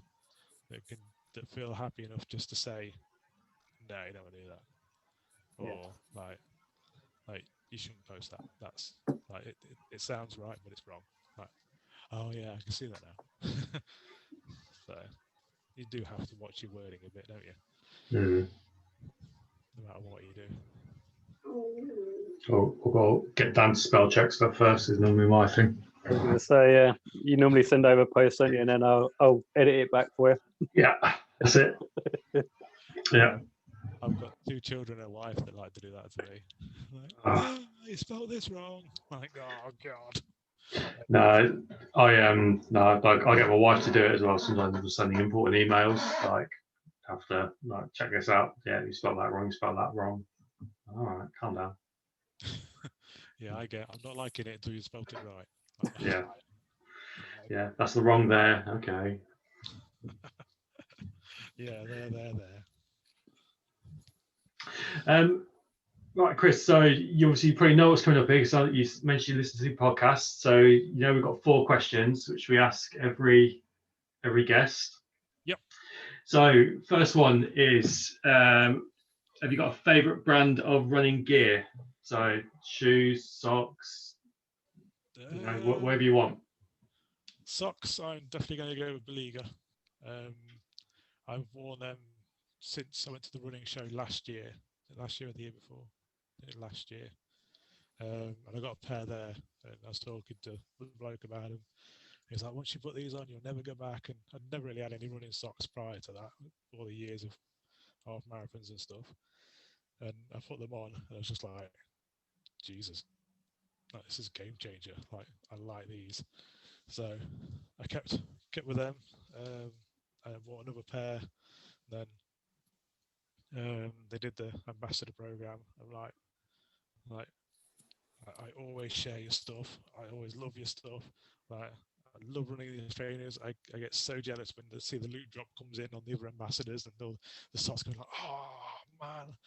Like, so that came up and I didn't get picked the first time, and then this time it come through and they picked me, and I was just like, amazing. I would wear their brand whether an ambassador or not. I'd happily pay like the 12, 13 quid for socks. And 5, 6 years ago, you say, oh yeah, I pay socks for running like 12, 13 quid. Like, no way, I'm not paying that much for a pair of socks. I can get some from like an unnamed brand down the road. I'd like buy 5 for 6 quid. What are you on about? But they do make a difference. I know Dan wears the other pairs of socks. Yeah. So, but I think any type of running sock, whether it's the Beleaguer or the Versus or anything like that, if it makes a difference, like, they're definitely worth the money. Yeah. Definitely. Rather than just wearing a normal pair of socks. Shoes, I'm really loving the Salomons at the minute.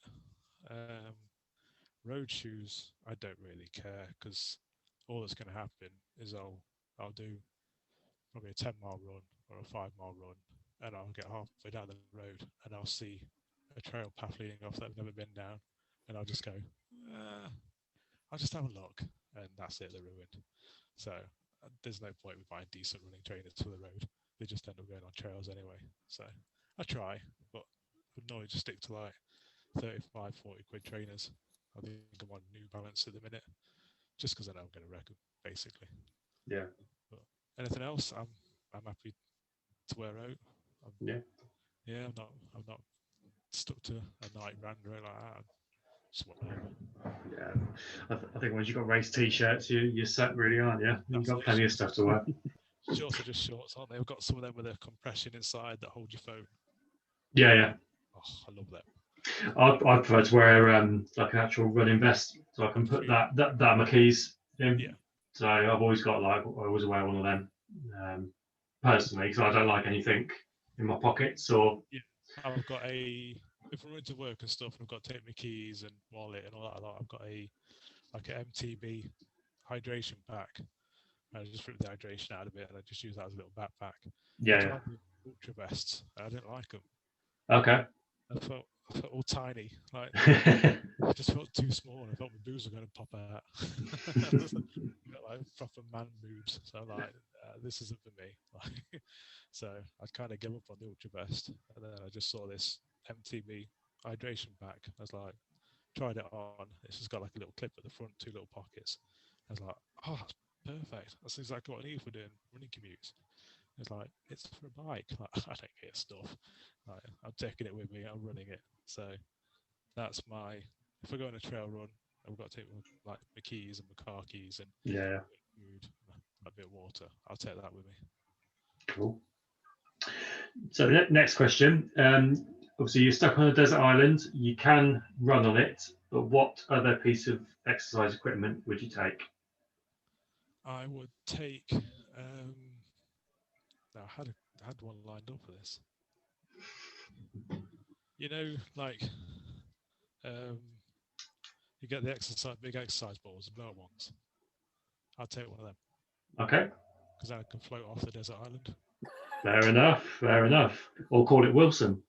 Or call it Wilson, yeah, and have a good chat of it for a bit. Yeah. Yeah. But I wouldn't need anything else. I'm not bothered about doing weights, course, or anything like that.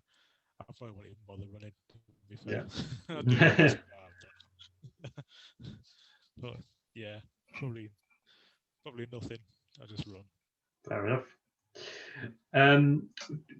What do you normally listen to when you run? Nothing. No. No, I started when I first started doing half marathons. The first, I think, is the Leicester one. There wasn't like the aftershocks and stuff about, and you weren't allowed to take headphones because you were running across. I think it was 2 live roads, and you had to wait for marshals to guide you across. So they said you can't listen to any music.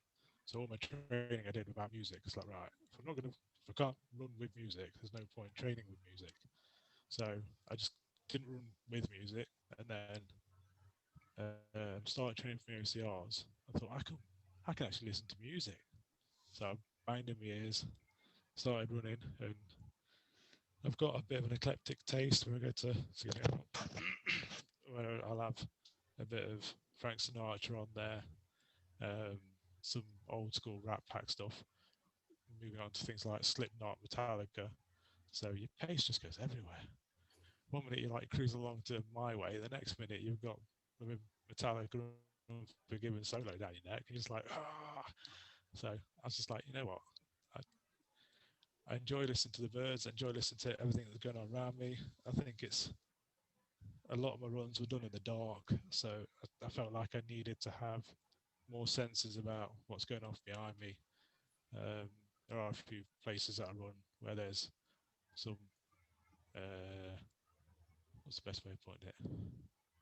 Some lads that will find it quite fun to chase you.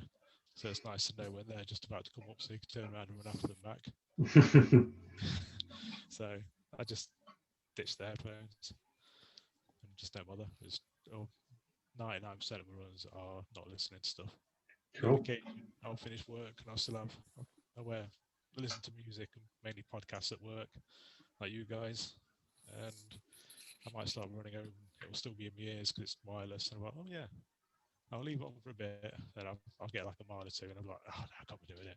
Take it out. So yeah, nothing. The last question is, what one bit of advice would you give to a new runner?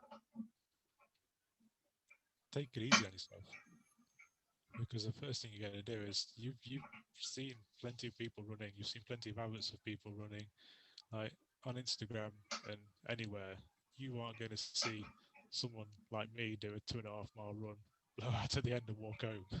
Like you're going to see someone do a 5 mile run at a fast pace. Like you see the end goals of what everyone's trying to achieve. You don't see very much the starting, the C to 5Ks, the people that struggle just to run a mile. If you just take it easy on yourself, just let it build up.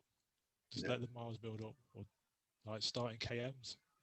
You know, you don't have to do miles. 1 km is shorter than a mile, but it still sounds the same. I've done it where I've done like, oh, I've done a 5K. Oh, well done, mate. Oh, I've done 3 mile. Oh, is that it? Mm. The other day I said 5K, and he said, well done. I say 3 mile. Oh, you only did 3 mile. That's a bit crappy, mate. Come on. So you do get that. So that's why I think the C to 5K works, because you're doing a 5K. It sounds a lot more than like a 3M. So yeah, maybe start off in KMs. Just take it easy, build it up gradual. you're only going to get injured if you go do too much too quick. So just do you. No, agree with that. You got any questions or anything for us? Where are you guys taking Wildrunners? What's the big goal? Sponsorship from Spartan and Solomon for this podcast. That'd Yep. be nice.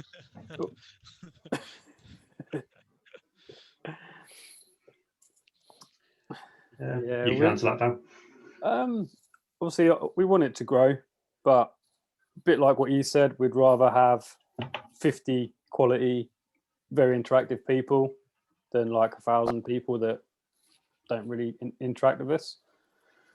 I mean, my all-time goal would be to have either like an OCR training facility or even set up a race.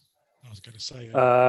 But obviously, there's so much. I wouldn't know where to start. No.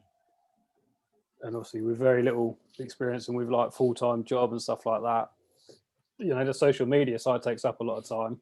So planning something else like that.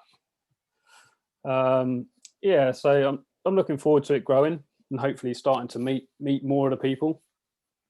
So we're going to start doing training days and stuff like that, which is going to be nice, and hopefully start meeting at events and then just seeing where people want it to go, really. Cool. I think a Wildrunners does sound like a good name for an OCR, or even a trail. Or a trail run, yeah. Good trail run. Mm. Be a bit more or less headache to set up than an OCR. Yeah.